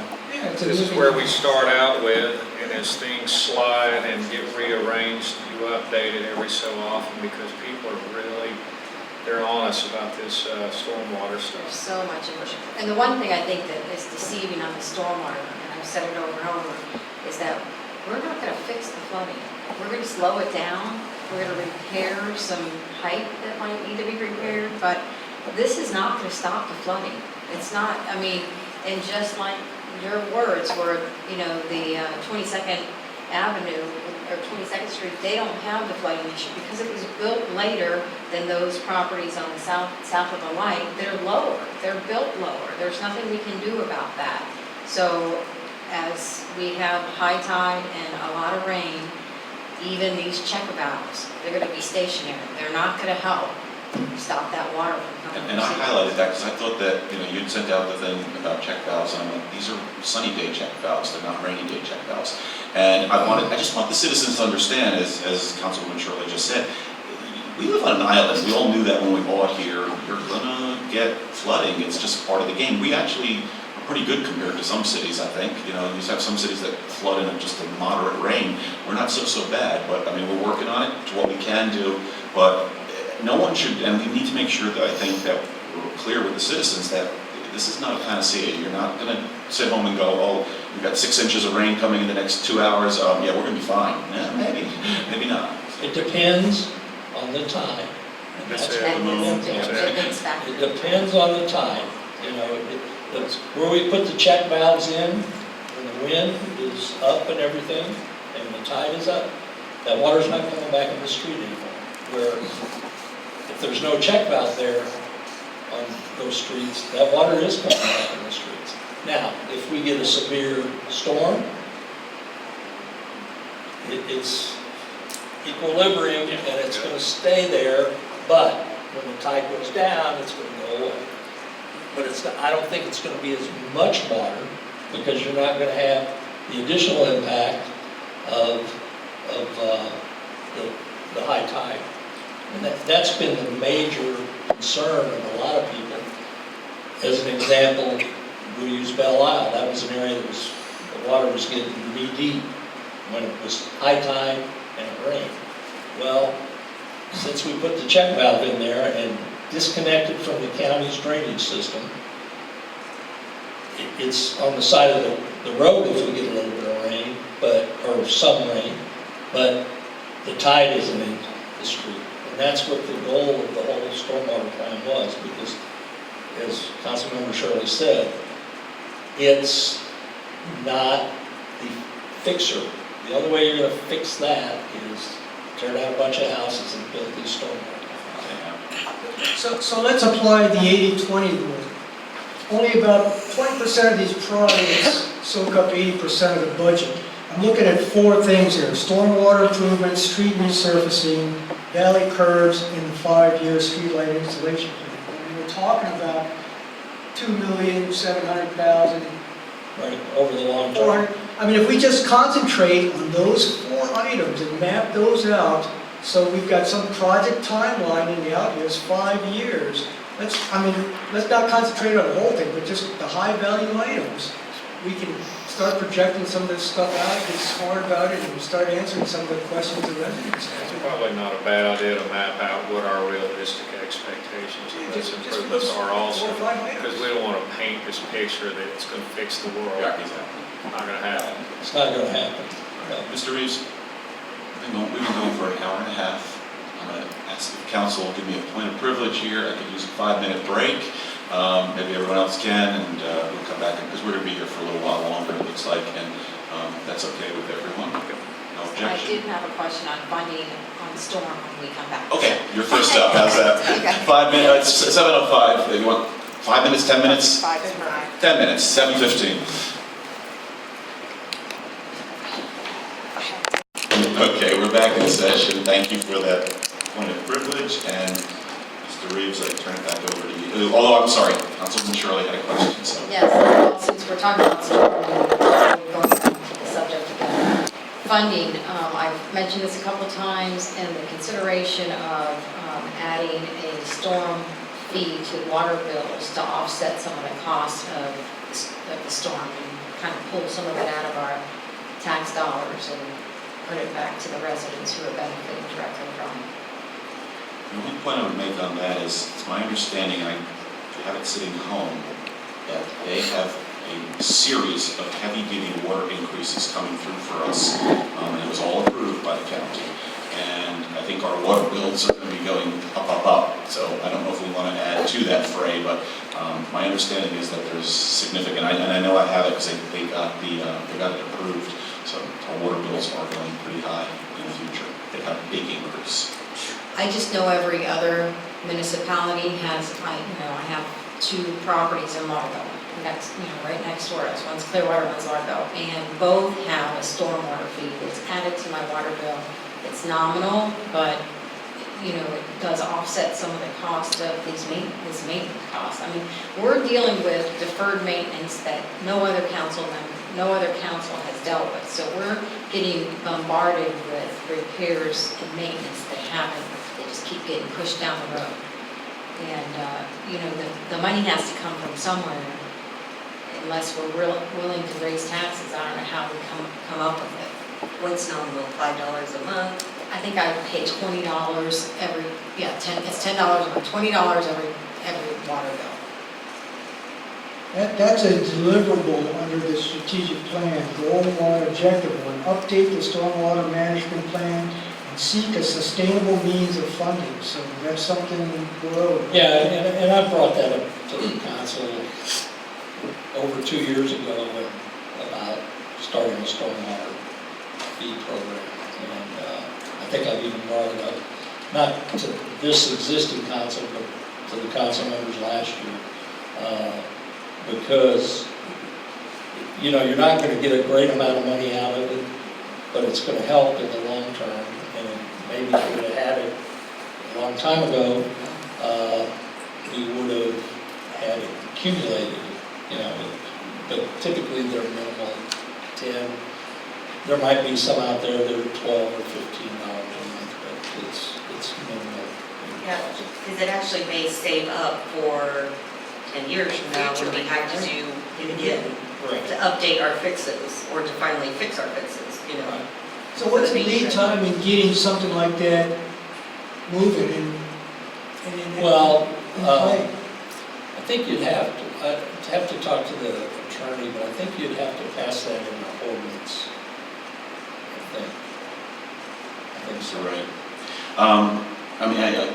I'm not like. We could do some research to find out what the others are charging. I agree with Councilwoman Shirley that, we're kind of saddled with some deferred maintenance here that other councils kind of kick the can down the road, and we have to address it now. It does have to be addressed. Personally, I'm not a tax and spend person. I'm speaking solely for myself. I'm not likely to vote for any tax increases on any budget. But, and I don't believe in hiding it in the fees, but I think if we say, listen, here's the option, and be honest with the citizens. We can fix your stormwater issues, we can address this. The money has to come from someplace. Grant money, I assume, as long as we've checked it, it's probably not gonna be available, right? And, Well, you can get, that's what we're trying to start. I mean, I can tell you Swift Mud, basically, we went to Swift Mud and spoke to them and even had them out. And they said, you're wasting your time, because you're not considered a regional system, which we are.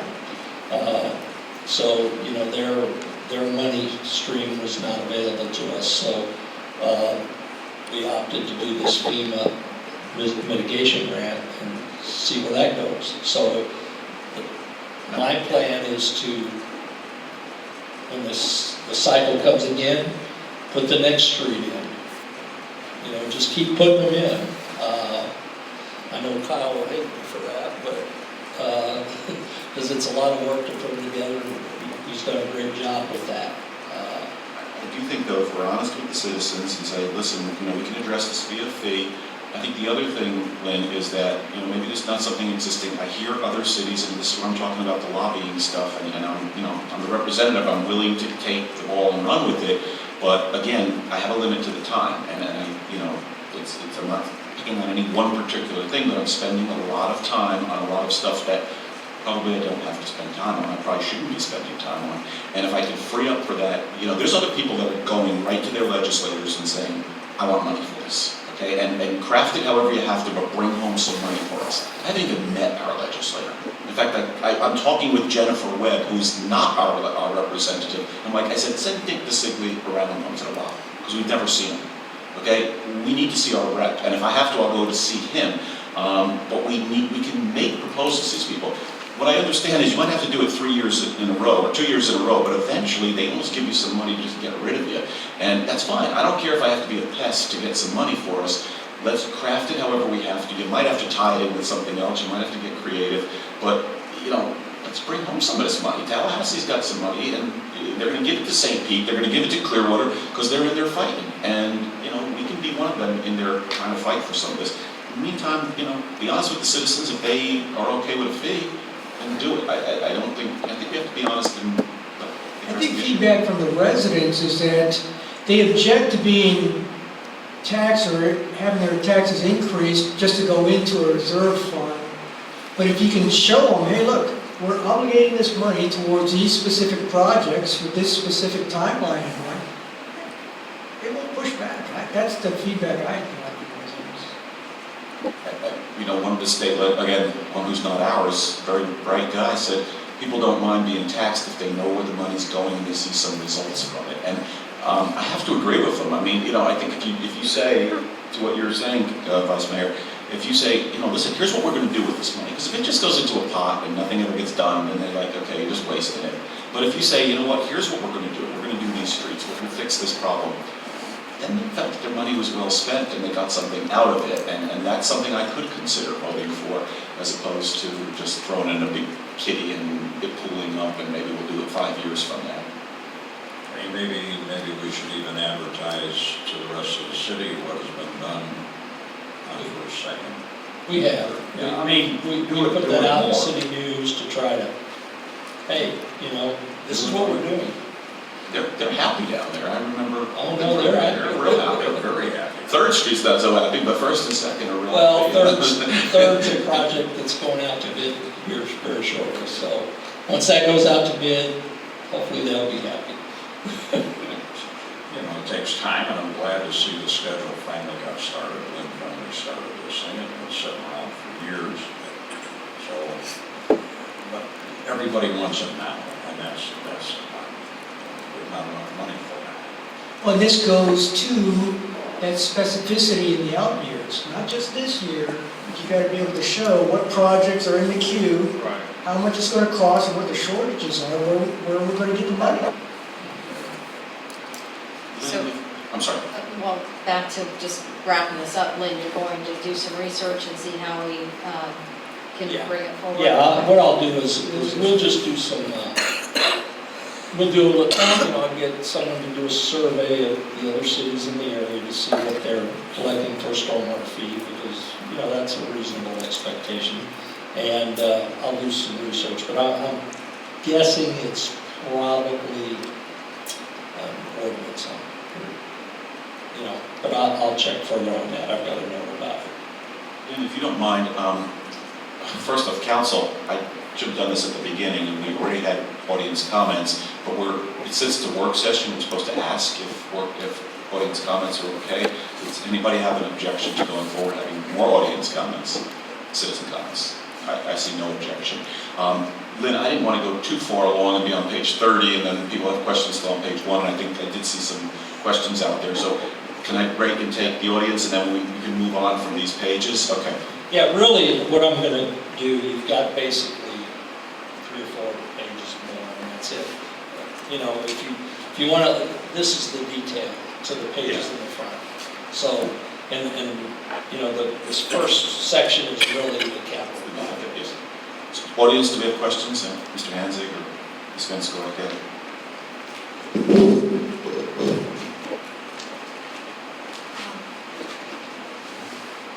Going back to the park improvements in the tennis court, I don't know whether that is page 1 or 2, I'm sorry.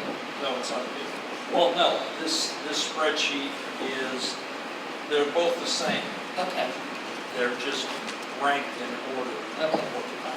All right, so going back to the tennis courts, okay, if we look at the tennis courts, in 2019-20 fiscal year, we're saying that we're going to try to put $20,000 aside. Okay, correct?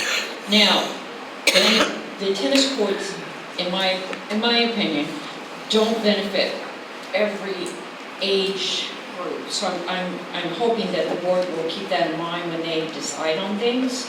So if we're going to put money aside, I'd like to see the city put money aside that for some kind of improvement that would benefit all citizens within the city. I mean, if you had a toddler, probably not going to, you have tennis courts. Okay. My other point being is, if we come down to improvements and beautifications, now we already have 46,640 in there, okay? And we are projected 10,000 from the 2018 budget and the 2019 budget. And then you have this 135. Even if we just stay with the 10,000 that was in the 2018-19 budget, and added that, including the 20,000 from the tennis court, if we add that in, would that not be enough money to get a matching grant?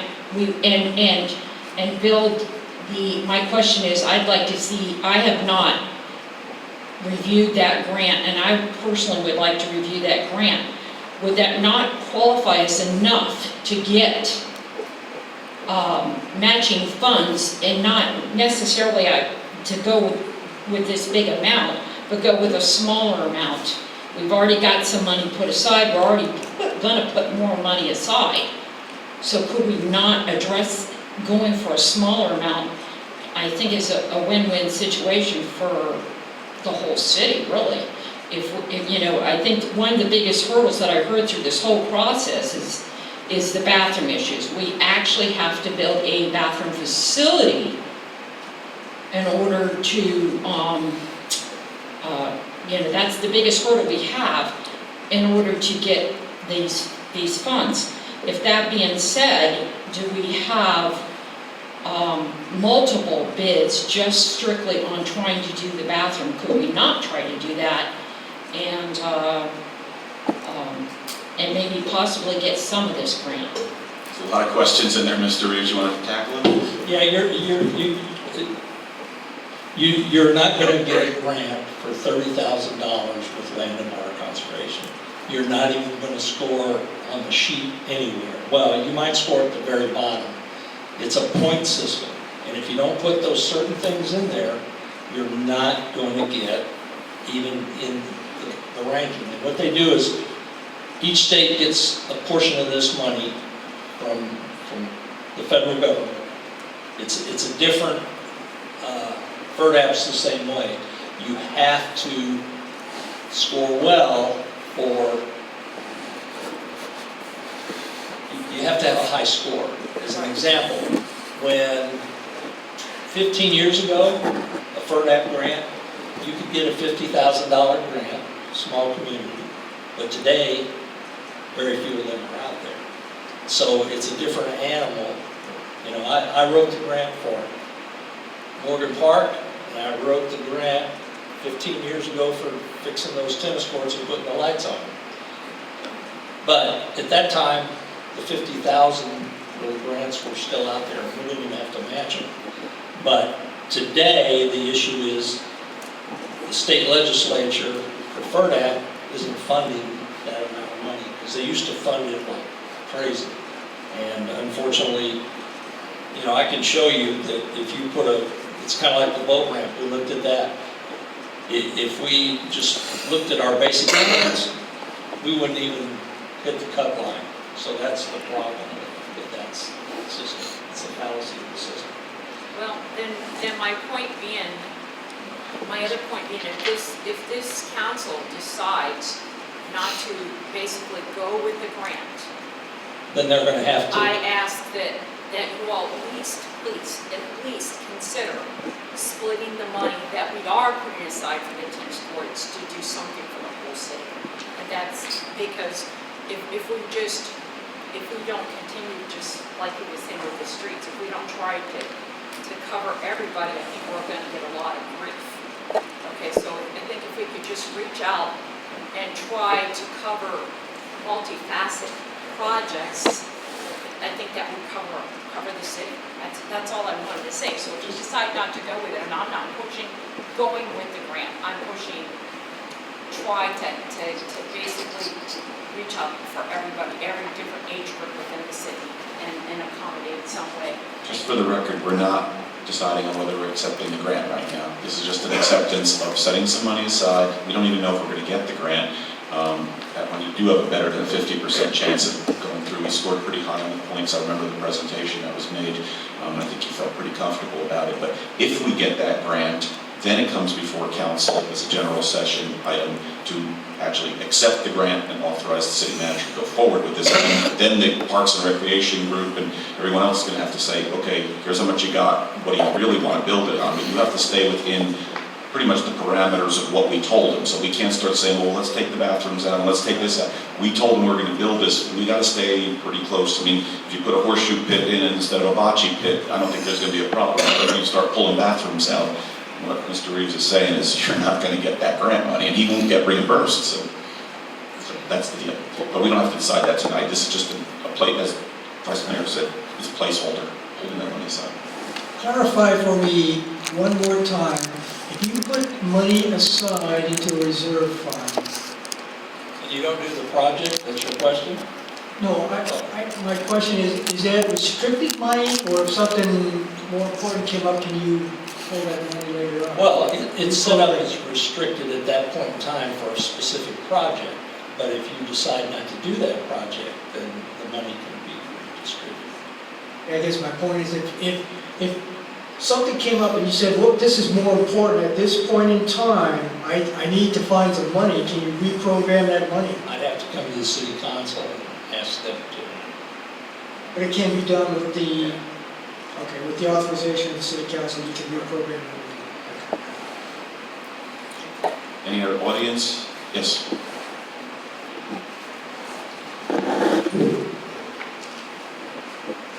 John Hansick, 103 22nd Street.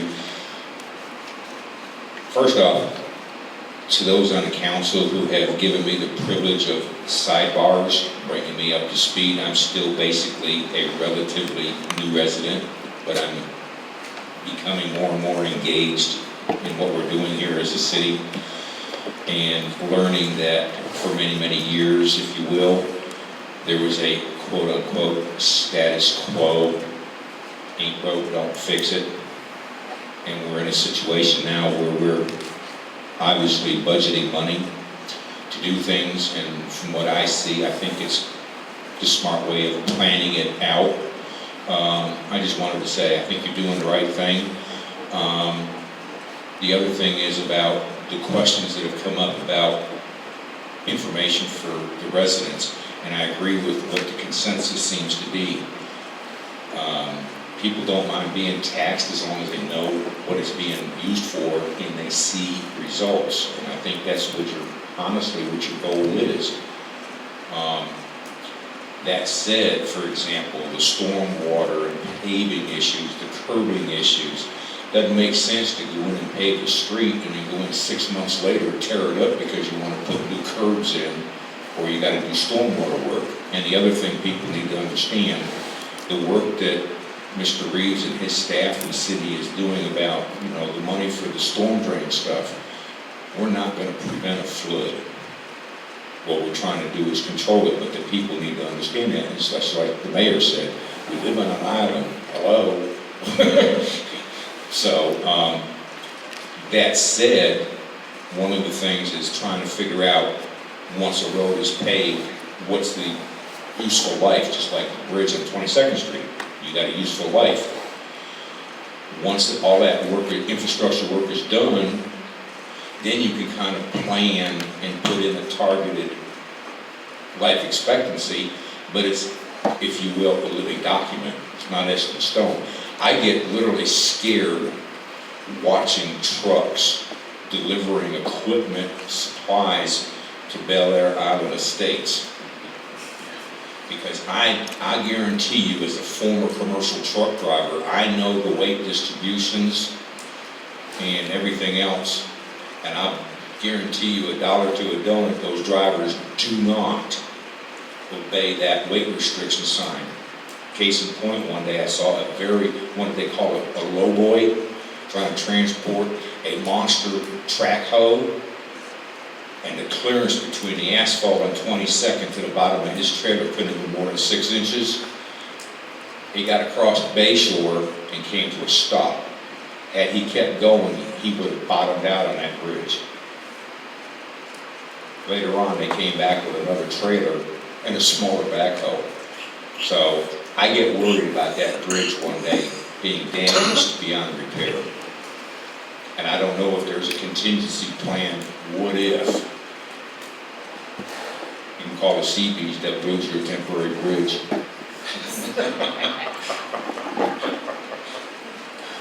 Thank you. Any other audience? Only one other person left here. Mrs. Gaddis is not going to speak. We're continuing, Mr. Reeves. Okay. Stormwater project, as I said, there's a breakout on the back up to it that tells you the streets that we've got projected, and we'll be coming, so next year is the 7th slash, that's the next biggest area that we're going to be working on. Hopefully we get that grant, and that'll save some money, and put some money back that we can use elsewhere. Streetlight program, we're setting money aside to replace streetlights as we need to put in additional streetlights at places that are dark. And the agreement that we have with Bellevue Estates Island is the city will contribute the 10-year contribution to the purchase of the solar lights, and so that's kind of where that money is being put together for.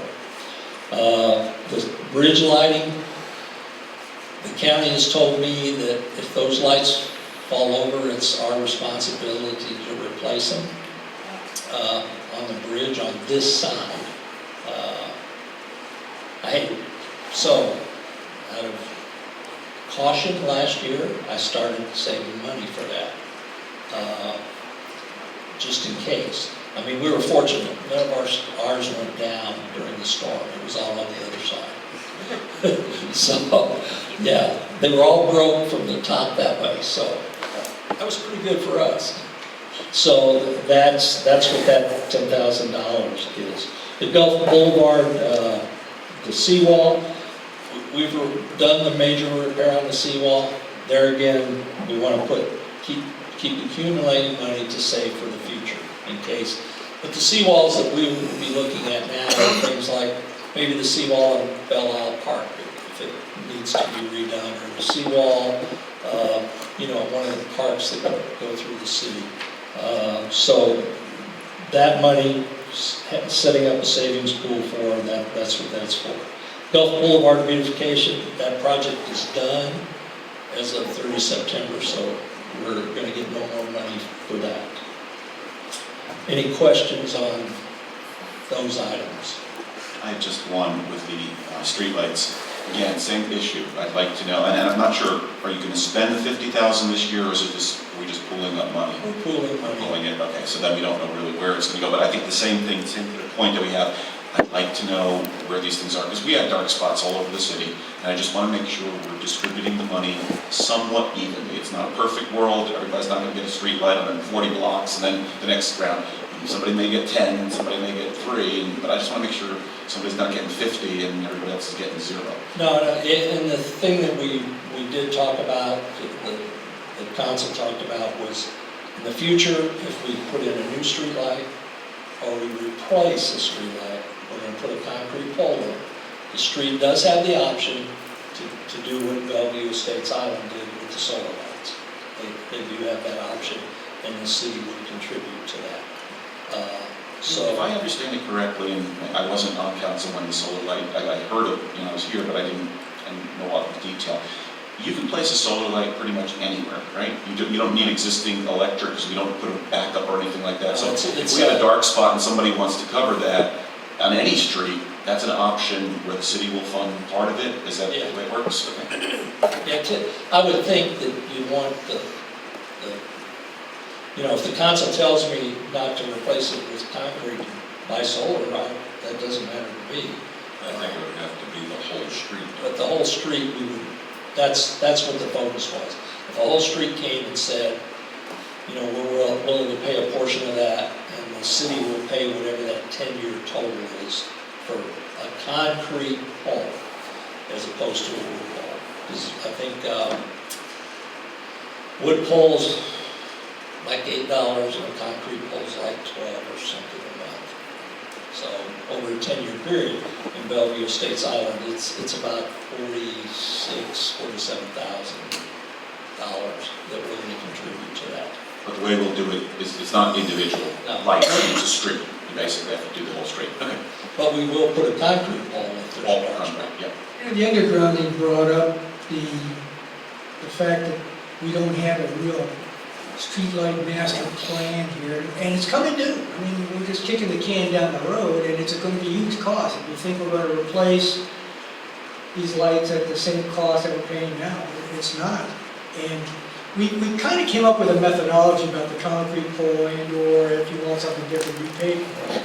But we still haven't answered the question of what areas are the oldest and going to be at the forefront of replacing these lights. Where are the black holes that we can do some mitigation now? I mean, we need, and it goes into this, the top 4 or 5 high-cost items. Street lighting is one of them, and we probably need to come up with a solid plan. And it goes into that 5-year plan of, hey, here's a black hole, or your street is getting so old, we need to replace those. So, Yeah, because we lease those lights, we would probably, and I don't know if Duke would do that for us, but they might, give us the photometrics for the whole city. If I said to them, hey, we're looking at replacing blah, blah, blah, maybe they have a system, I'm sure, just like anybody else, like we did with the solar people. Maybe we can address that. Because I have a map of where all the street lights are in the city. It took a little teeth pull to get it, but at least I got it.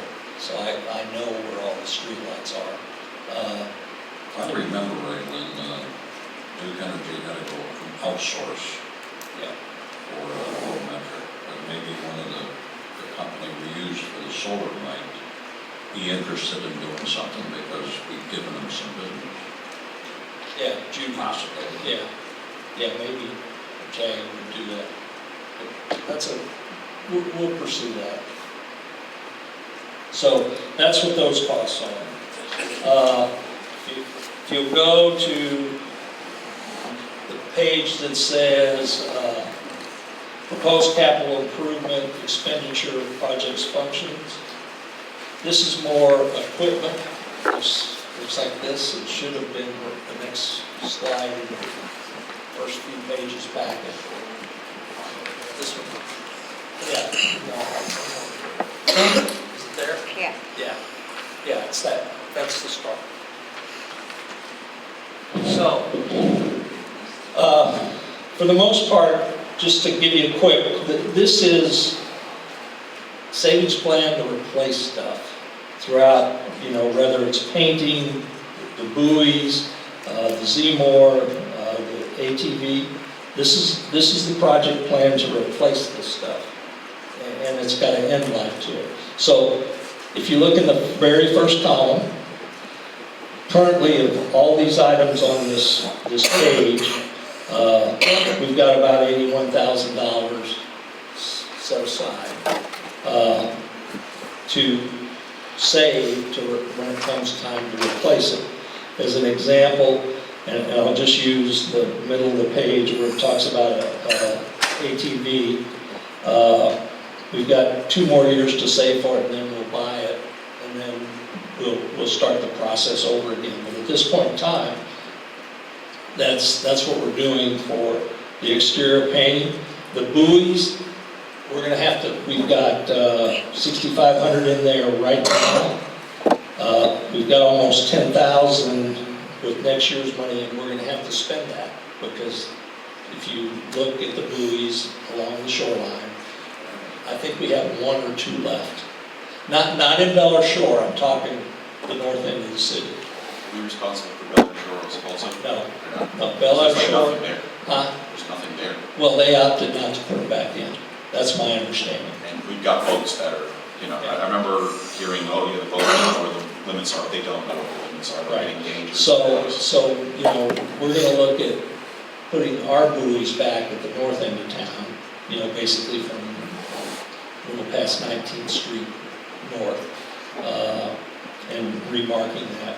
Do we have any option on the easement area? I mean, I realize down, on their property, as we go into the city itself, Bella Shore, can't touch I mean, it, we could ask them, but I know many years ago, it was a project that we did together. And over the years, as what happens to buoys, they break loose, they float away, they may come back to us, they may end up in who knows where. So at that point in time, I can ask them if they have any interest. I'd like you to, because it's a safety issue. I mean, there's boaters that are getting really close to the shore, too close. I mean, I know it's against the regulations, but currently they don't, and we're gonna have an injury, and, we're trying, public safety is primary concern. So I know they're not gonna let you put them in front of their houses, but we're talking about that easement area, and, we're still working, I guess, on that easement request, the contract request, because I asked you for that. I wanted to see what legally said about those easements. You mean the deed? The deeds, Yeah, yeah. Patty's trying, we're trying to locate that. We're gonna have to, but the book and record that's in the interlocal agreement, when Patty went to look for it, that's not that number. So we're gonna have to dig through some files to find it. We're trying to, it comes to a question I had for the city manager was, can we get a copy of those? Because, we're making a lot of proposals, and then we've got some guy claiming that he owns the sand and stuff like that, and he very well may, but we're trying to find out at least where our rights are with that. And, like a question like this, can we stick, since most of the people do swim in that area, can we put something there for their safety? Right. So, this section of the budget really is just a savings plan for future expenditures for the most part, other than the buoys. And the next page behind it, it's got one item on it, it's the docks and catwalks at the marina. Again, a savings plan to do something at the marina, if we choose to do that. If we don't, but there are times, the electrical things at the marina, they're getting beyond their useful life, and we're gonna have to look at replacing those. And isn't the whole marina operation one of our strategic plan considerations, like should we be doing this, should we not be doing this, and where we go? Well, we've had a big discussion about the marina, and do we want to invest in it, or do we want to try to expand it? And I've talked to the county about a couple things. And there's a possibility to expand the docks, but then it restricts, kind of limits the waterway a little bit. We were going to put it all the way over to Councilmember Shirley's house. You might Oh, run into no, my I'm boat. Into that boat. It's not a boat on her house, it's a house. I can attest to that. So that's what these 2 pages basically are showing you. They're showing you savings for things that, you know, are ongoing projects. They're not ongoing, they're not needed this year, but we need to keep putting that savings along. Say, Lynn, question on the HVAC cost. I know one unit was replaced, and that, I don't believe they used R22, did they? On the new That I unit? don't know. Because that's gonna be an issue coming up with the older units, there are 22. Yeah. And there's the other thing, Mary, you don't understand when they put that in. If you take a look at it someday, please do. The units are low when the fans run. The fans aren't strong enough to take the heat all the way up, and there's no air intake on the sides. So the hot air keeps recirculating around and raises the head pressure on the units. Are these the compressors outside? Pardon me? The compressor outside, is that, where are they at? Yeah, they're right at the end. They're right in that enclosed area. The door outside. Yeah, you walk out the doors here. Yeah, you know, we've talked about doing a couple things there, but I think It's expensive. it's expensive, but there is maybe some things that we can do, like putting some vents in the wall, where we could do that at a lesser cost, and we're exploring that already. To It try seems to- like you're gonna, if you keep it this way, you're gonna decrease Well, the new useful units life of come that in. unit, right? The new units are put in, you're eventually when the other, they go out and you don't raise them up. Yeah. Put them on stands. Again, it comes down to a cost benefit thing. Can we, you know, is it worth fixing? Is it worth just doing it right, the proper way? Can you put a patch on it? But probably leaving it the way it is gonna shorten its useful life, it sounds like. Right, but if we can get some airflow, I've talked to Train myself, and Kyle's talked to Train about, you know, if we vent those walls, then we'd have a little more airflow in that coop there. Or whatever you want to call it, storage area, it's got a roof on it. So I think that's a process that we need to really look at further and see if the integrity of the walls, what we would need to do to cut that square out. I mean, if you look around the building, there's vents underneath here, and I'm sure none of you have never been under there, but I can honestly say I have been, because we had a water leak. But, you know, there's I don't know, it's probably about, it's not walkable, but you can kind of squat and go across it underneath this building. It's a homeless area. Well, I didn't see any homeless people in there. I saw a couple other No, things. they'll find their way over, don't So, Get the park nicer, they'll come over. Yeah, That's yeah. right, that's his Get bathroom. that park all cleaned up, they'll come over and sleep there. Bathroom over here, So, bedroom down there. what I've given you, the capital projects fund, you've got a couple sheets here, but we don't need to go through that again. You've already went through it. It's just information for you and to show you how we've accumulated and what we're saving. The last section that I want to talk about, and this is just backup information to everything we've talked about, that we've shown you tonight. These pages are just backup to it. So what I've gotten from this meeting, basically, is that you want to try to come up with a street paving plan for long-term, 20 years from now or whatever. And we'll probably have to get an engineer to look at that, because they're more of an expert about the paving. So we'll look into that with the engineers we have right now and see if they can give us something in there with the streets. But we'll see what that cost is. Then I don't know if it has to be 20 years or more, but I mean, a 10 longer years. term than 3 or 4 years. Well, you got 10 5, years, yeah. yeah. 10 year, I think, 20 is a long time. Yeah. So, 10 years. 10 years, you know. Whatever it takes to get all the streets paved. I think so, And yeah. then you look at a new plan, Okay. yeah. So, yeah, because we've just paved, you know, I mean, the street I live on was paved, I don't know, who knows?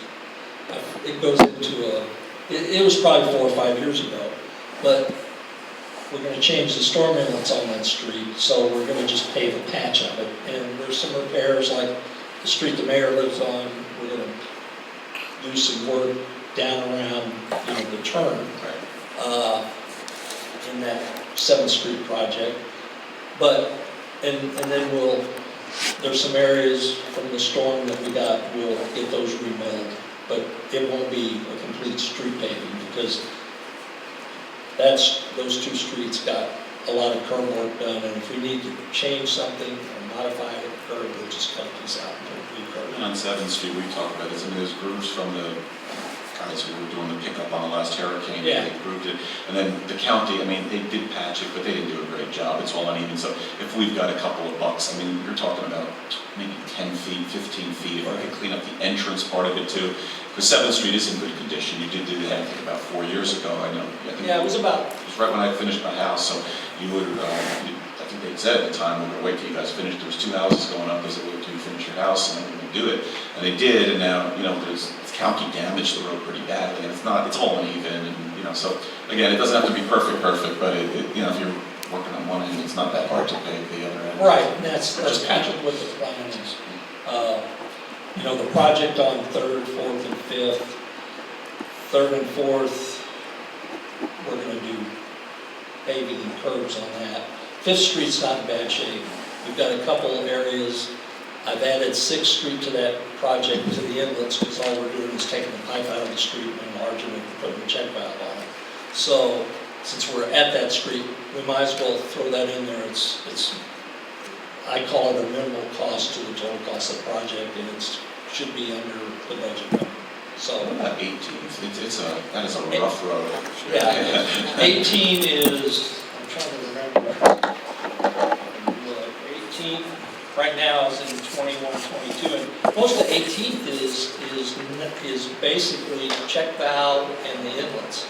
Because we got the same problem on 3rd and 4th. The outfall, unfortunately, is between 2 houses, and to excavate that and put a huge pipe in is not going to happen. We'd probably have the house in the pipe, so we're not going to do that. What about the area, I mean, I know this is big dollars, but this area all behind City Hall here, Palm and Cedar and those guys, they get some pretty rough flooding there. Yeah. Currently, that was in the previous priority. That was at the end because it's considered City Hall, and I think people were concerned that we don't want to do City Hall until we do that. But basically, we are, Kyle, didn't we buy the check valve for this? 9th Street? Yeah. So we bought a check valve to try to stop that backup, and that's one we're going to do, right? Yeah. So we're going to do that ourselves, and the staff has done 2 so far. They've done a good job, they've worked. We've got a contractor who's working on 13? Today. The tide's out, and we authorized him to work in the evening because we're trying to get this check valve in. And I think that'll help that area. We are going to have to, when we get to 12th and 13th, we're going to have to talk to those homeowners at the end of 12th and see if we can get an easement across their property to enlarge that line. But those are things that are all part of the bigger plan. So, we're going to move the generator out for now into an out year. Look at least, Let me add something about the generator. I don't know what size we were actually looking at. 130 kW is what I was Okay, I'm just going to throw this in there. As you know, we have a manufacturing facility in Largo. We put a brand-new 200 kW unit for 85 grand, and we provided the slab. So, and that was turnkey. That included the APS and everything. So, just something to consider. That won't run our entire plant, but it would certainly run this building. Yeah. This was the preliminary estimates. The whole thing has to go out to bid when and if we do it. We wouldn't just take some guy that told me, yeah, it'll cost you this much for this, a transfer switch. And here, we would want to build a pad to at least get it to this elevation, you know. But, Right. you know, so, because it served no purpose. If you know, the water came up, it would be underwater. And the other thing we were looking at was, instead of putting diesel, we'll put a gas engine. And we're in the process of having that, we're changing out the water heater here, and we're gonna put in a on-demand gas, because the other water heater was gonna cost us, wasn't it about 3,000? Yeah, it was close to 3. And for $1,500 more, we can put a gas one in and it's on demand. And we'll have gas at this building if we would put something else here like a generator or something. So it's available at that So point. the generator is really a two-part action item. You push it out a year, but And get a lease. but in the interim, look for some sort of Lease. Yeah, that's what I mitigation. At least to not necessarily cover the whole building, but to cover what we've already been set for. Yeah. So then. Okay, and then, Put the transfer switch in, correct? I think no, it was to use what the existing equipment. Use the existing transfer. Use the existing transfer, not improve anything until we know where we're going long term, but at least go back to where you were when you had the generator that we sold. We can still use the transfer switch. Another, you still leave that when you're not removing it. Because there's a different panel for that particular transfer switch. Is the current one inadequate, or? It doesn't cover, Doesn't cover the current one doesn't cover the entire building, but Right, we said we're gonna live with what we've got, we're not For going to now. expand, right? That's- So then you're getting into capital, and we're not sure what we're doing with capital right now. You're an operating budget, we're authorizing operating budget, I think. There wouldn't be a waste to put that transfer switch in advance. Because What are we talking about in cost? That's about half the cost. about $6 grand. Put a transfer switch in and a connection, so at least we could run a portable generator. If need. well, we have the transfer switch. True, but this would have to be a larger capacity that would take the building. But could we push that also back a year if we decide to buy the generator for the whole building and do it all at once? Yeah, and that's what that That's the cost idea. estimate was, to build a pad, put a generator on it, connect to gas, put a new transfer switch in. That's what all that cost was, so. I don't wanna buy something for something we don't have. It's like my friend who bought outriggers for his boat, and I said, what kind of boat do you have? And he said, I don't have one. So it's like, you got a good deal on it, but it doesn't make sense, So, to me, we'll buy it when we have it. So, the only other question I have is, Bayside Park, are we gonna leave that money in there or push it in? The money in there, I would think, and then you get the grant. That's, We spend it over 3 years. Well, we're gonna have to decide. You're gonna have to spend it anyway.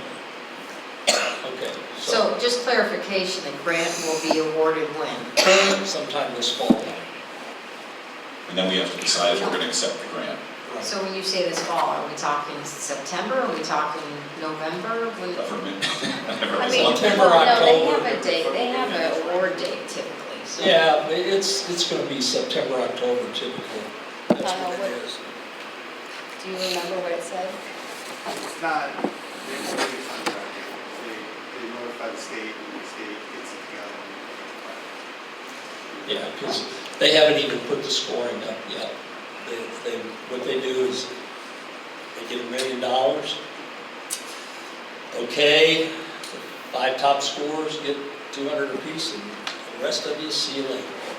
That's just what they do. I think we have to wait to see what happens. I mean, you might have some money to play around with over here, because if we set the money aside and we don't use it, or we don't get the grant, or we don't we decide as a council it's not our top priority, and he's got some extra money to spend. We can use it for something. Absolutely, yeah. So walk me through the sequence of events here. We set aside the money. We don't know, you've got to show money in the budget to be eligible for the grant. Right. You gotta show it for capital budget. And we're not going to spend money until we have some obligation on the grant.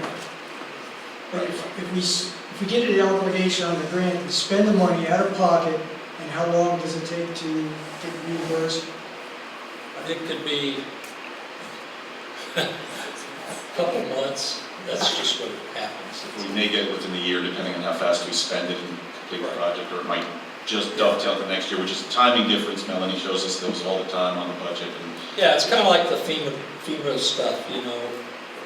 So, I mean, we actually ended up with so if we set aside, more than we should have. if we set it aside and program it for the park, if we come up with a different need for the money, all we need to do is get council approval to reprogram those funds. If we decide not to pursue the grant.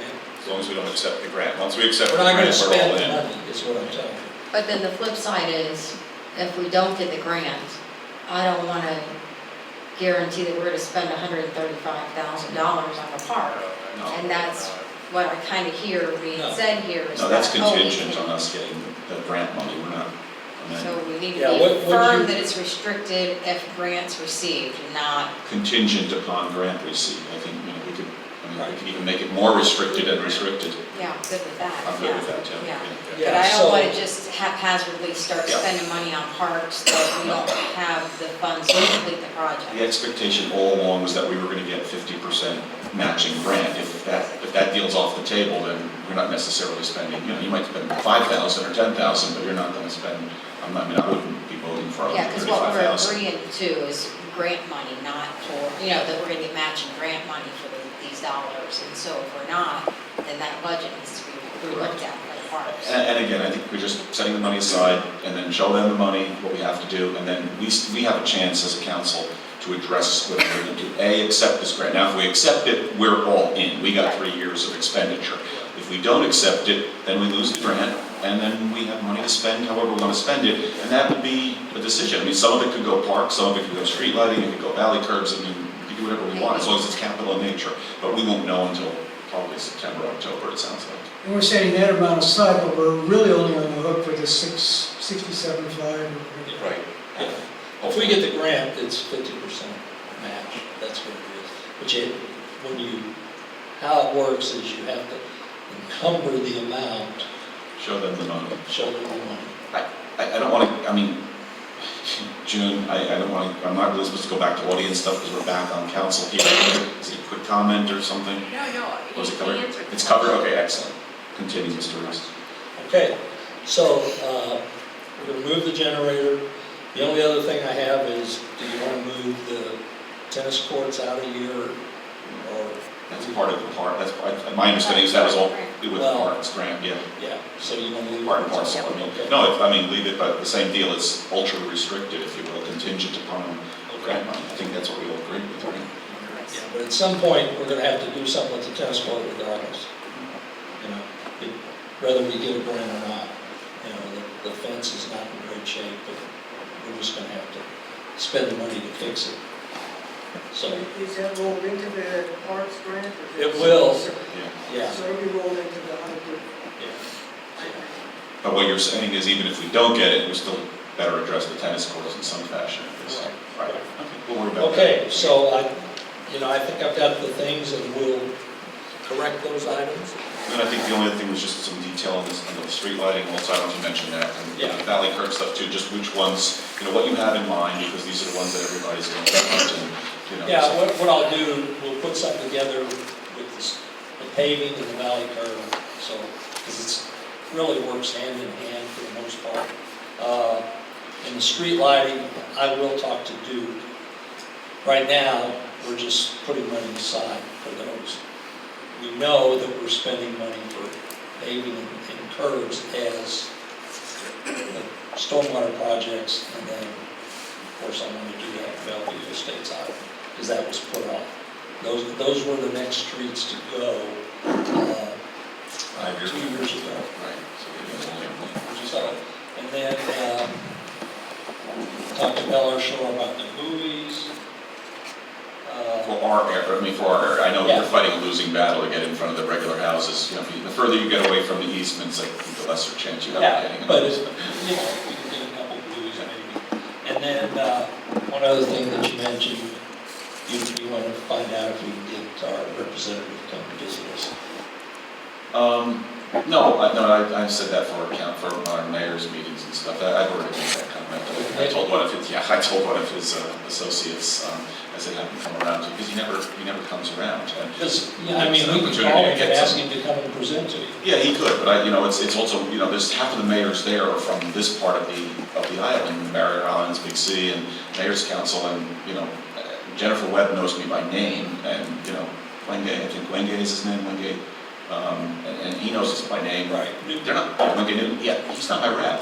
He's not our rep here, I want to see our rep, and I said, send him He around. lives in Indian Rocks Yeah. Beach, so, Feel free, I mean, we meet every month, they can come and see us. yeah, I mean, I don't think that hurts you, because, it's, I think you should come address the council. well, that's what I'm Yeah, saying. yeah. So, we'll just ask him. Okay.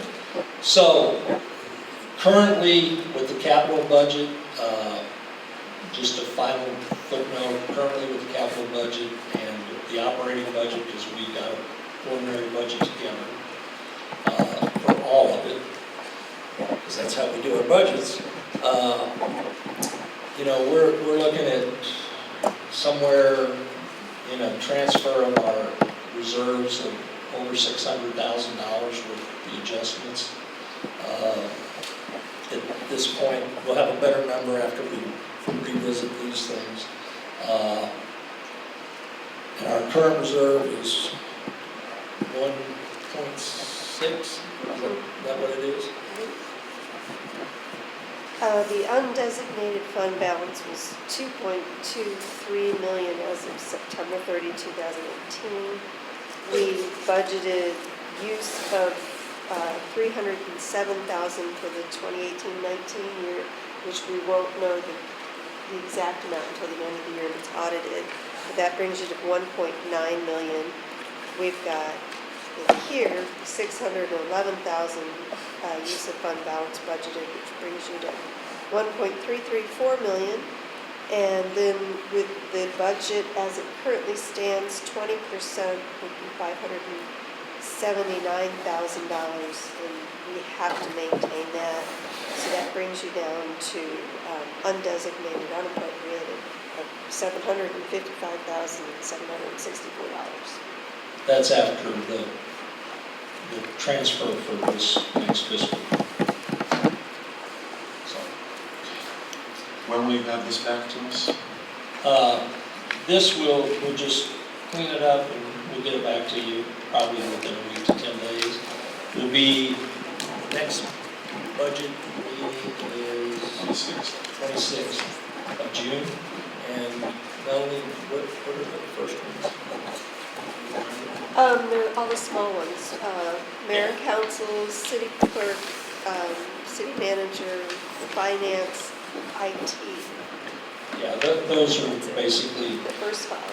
they're personnel costs that you'll be looking at and things of that nature. So at that first budget meeting, we're going to talk a little bit about personnel and your thoughts. I Okay? just want to make sure, I mean, we're going on 2 hours plus here.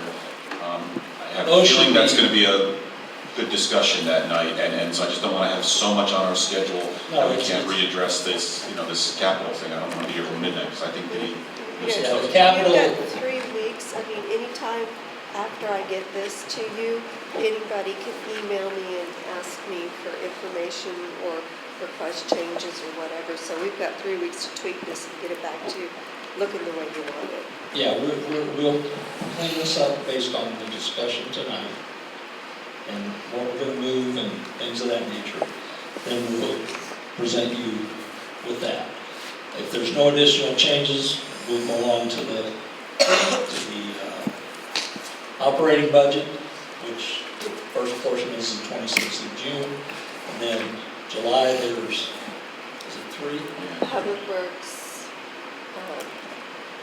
law enforcement, sanitation. Yeah, so there's 3 meetings in July, I believe, if I remember, budget meetings. Because we got to do, there's certain things we have to do preliminarily for the trim notices and things of that nature.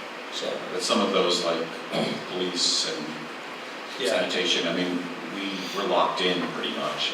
There's no options on that. right, those would be easy. There's nothing you can really do about it. I mean, I think I told you the other night, the sheriff's contract is going up 3.6%. Waste management has not asked for an increase at this point, and, but we did build into the increase so that we, over the 5-year period of the contract, so we anticipated they may come in and ask for a CPI, but I'm not going to go asking for it. That's just my position. You know, if they don't ask for it, I'm not going to go tell them hey, I need to know if you're going to give us a budget. But I think we're covered in our budget already based on the current trash rates that we're already collecting. We don't have a choice, we're in a contract anyway, we can't bust it if we want.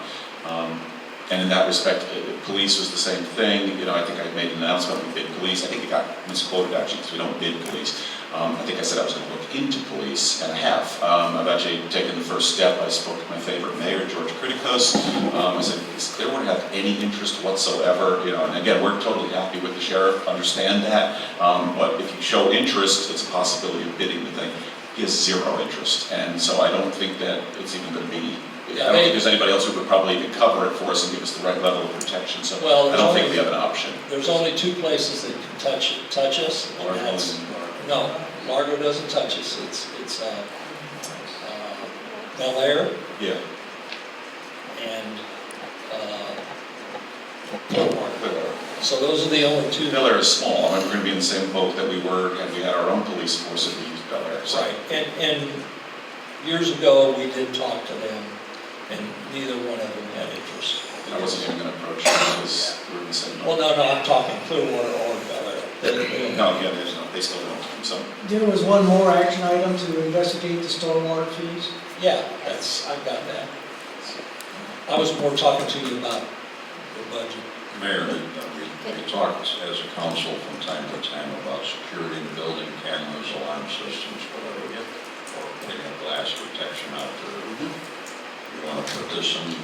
Thank you for bringing that up. I don't believe I forgot it after just talking about security. Yes, I mean, you know, can we get some ideas of, you know, it doesn't have to be, you know, going from nothing, you know, from 0 to 100. We may not be able to do that, but maybe we can go from 0 to 50.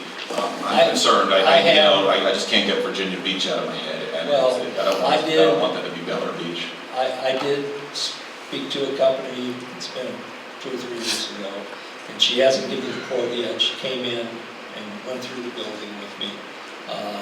So I'm waiting on that quote, and that's mainly for cameras. So we'll see what that number comes in at. You know, a point came up today from somebody, and I think it's a great thing, particularly after the other night. And there's not too many people in the audience, so I could say this. You know, we had a panic button back there, we had a panic button up here too, because we were powerless the other night. I couldn't get my phone out of the holder fast enough to make a call, and you know, if something goes down, it would be nice, just in case, you know, somebody's out of the room for a second. So just if you could, I mean, it's not expensive to put that stuff in, just see if they can give us a call. I don't remember what he charges, but I'll ask, because it's a different company. Okay, so. Thank you. And one thing on old business, kind of, Lynn, when you're looking at resurfacing, can you readdress the sidewalks on Belt Isle too? Because I know that was an unfinished business. We said we can't do anything about it because it's going to be a capital project, and it's not on our projects, so. I don't know if that gets included in your long-range plan of street resurfacing, which is what I would assume. Well, that would be a separate project, and the feedback I got from the residents down there, it had to have a rail, they didn't want it. That's the feedback I got from the I people. think you're gonna need a rail if you have them walking right on water. Yeah, because it's, I think there's ways to do it creatively, but, you know, I think it's pricey as weeding and trees and things like that, but. yeah, so that's the feedback I got from the neighbors now, unless they've changed their mind again. I don't know. I just know we left it as an open item, and Okay, we need to look at it. okay. Anything else on this? Anybody have a motion to adjourn? This is a double header, we're not going very far. We have a motion by Ms.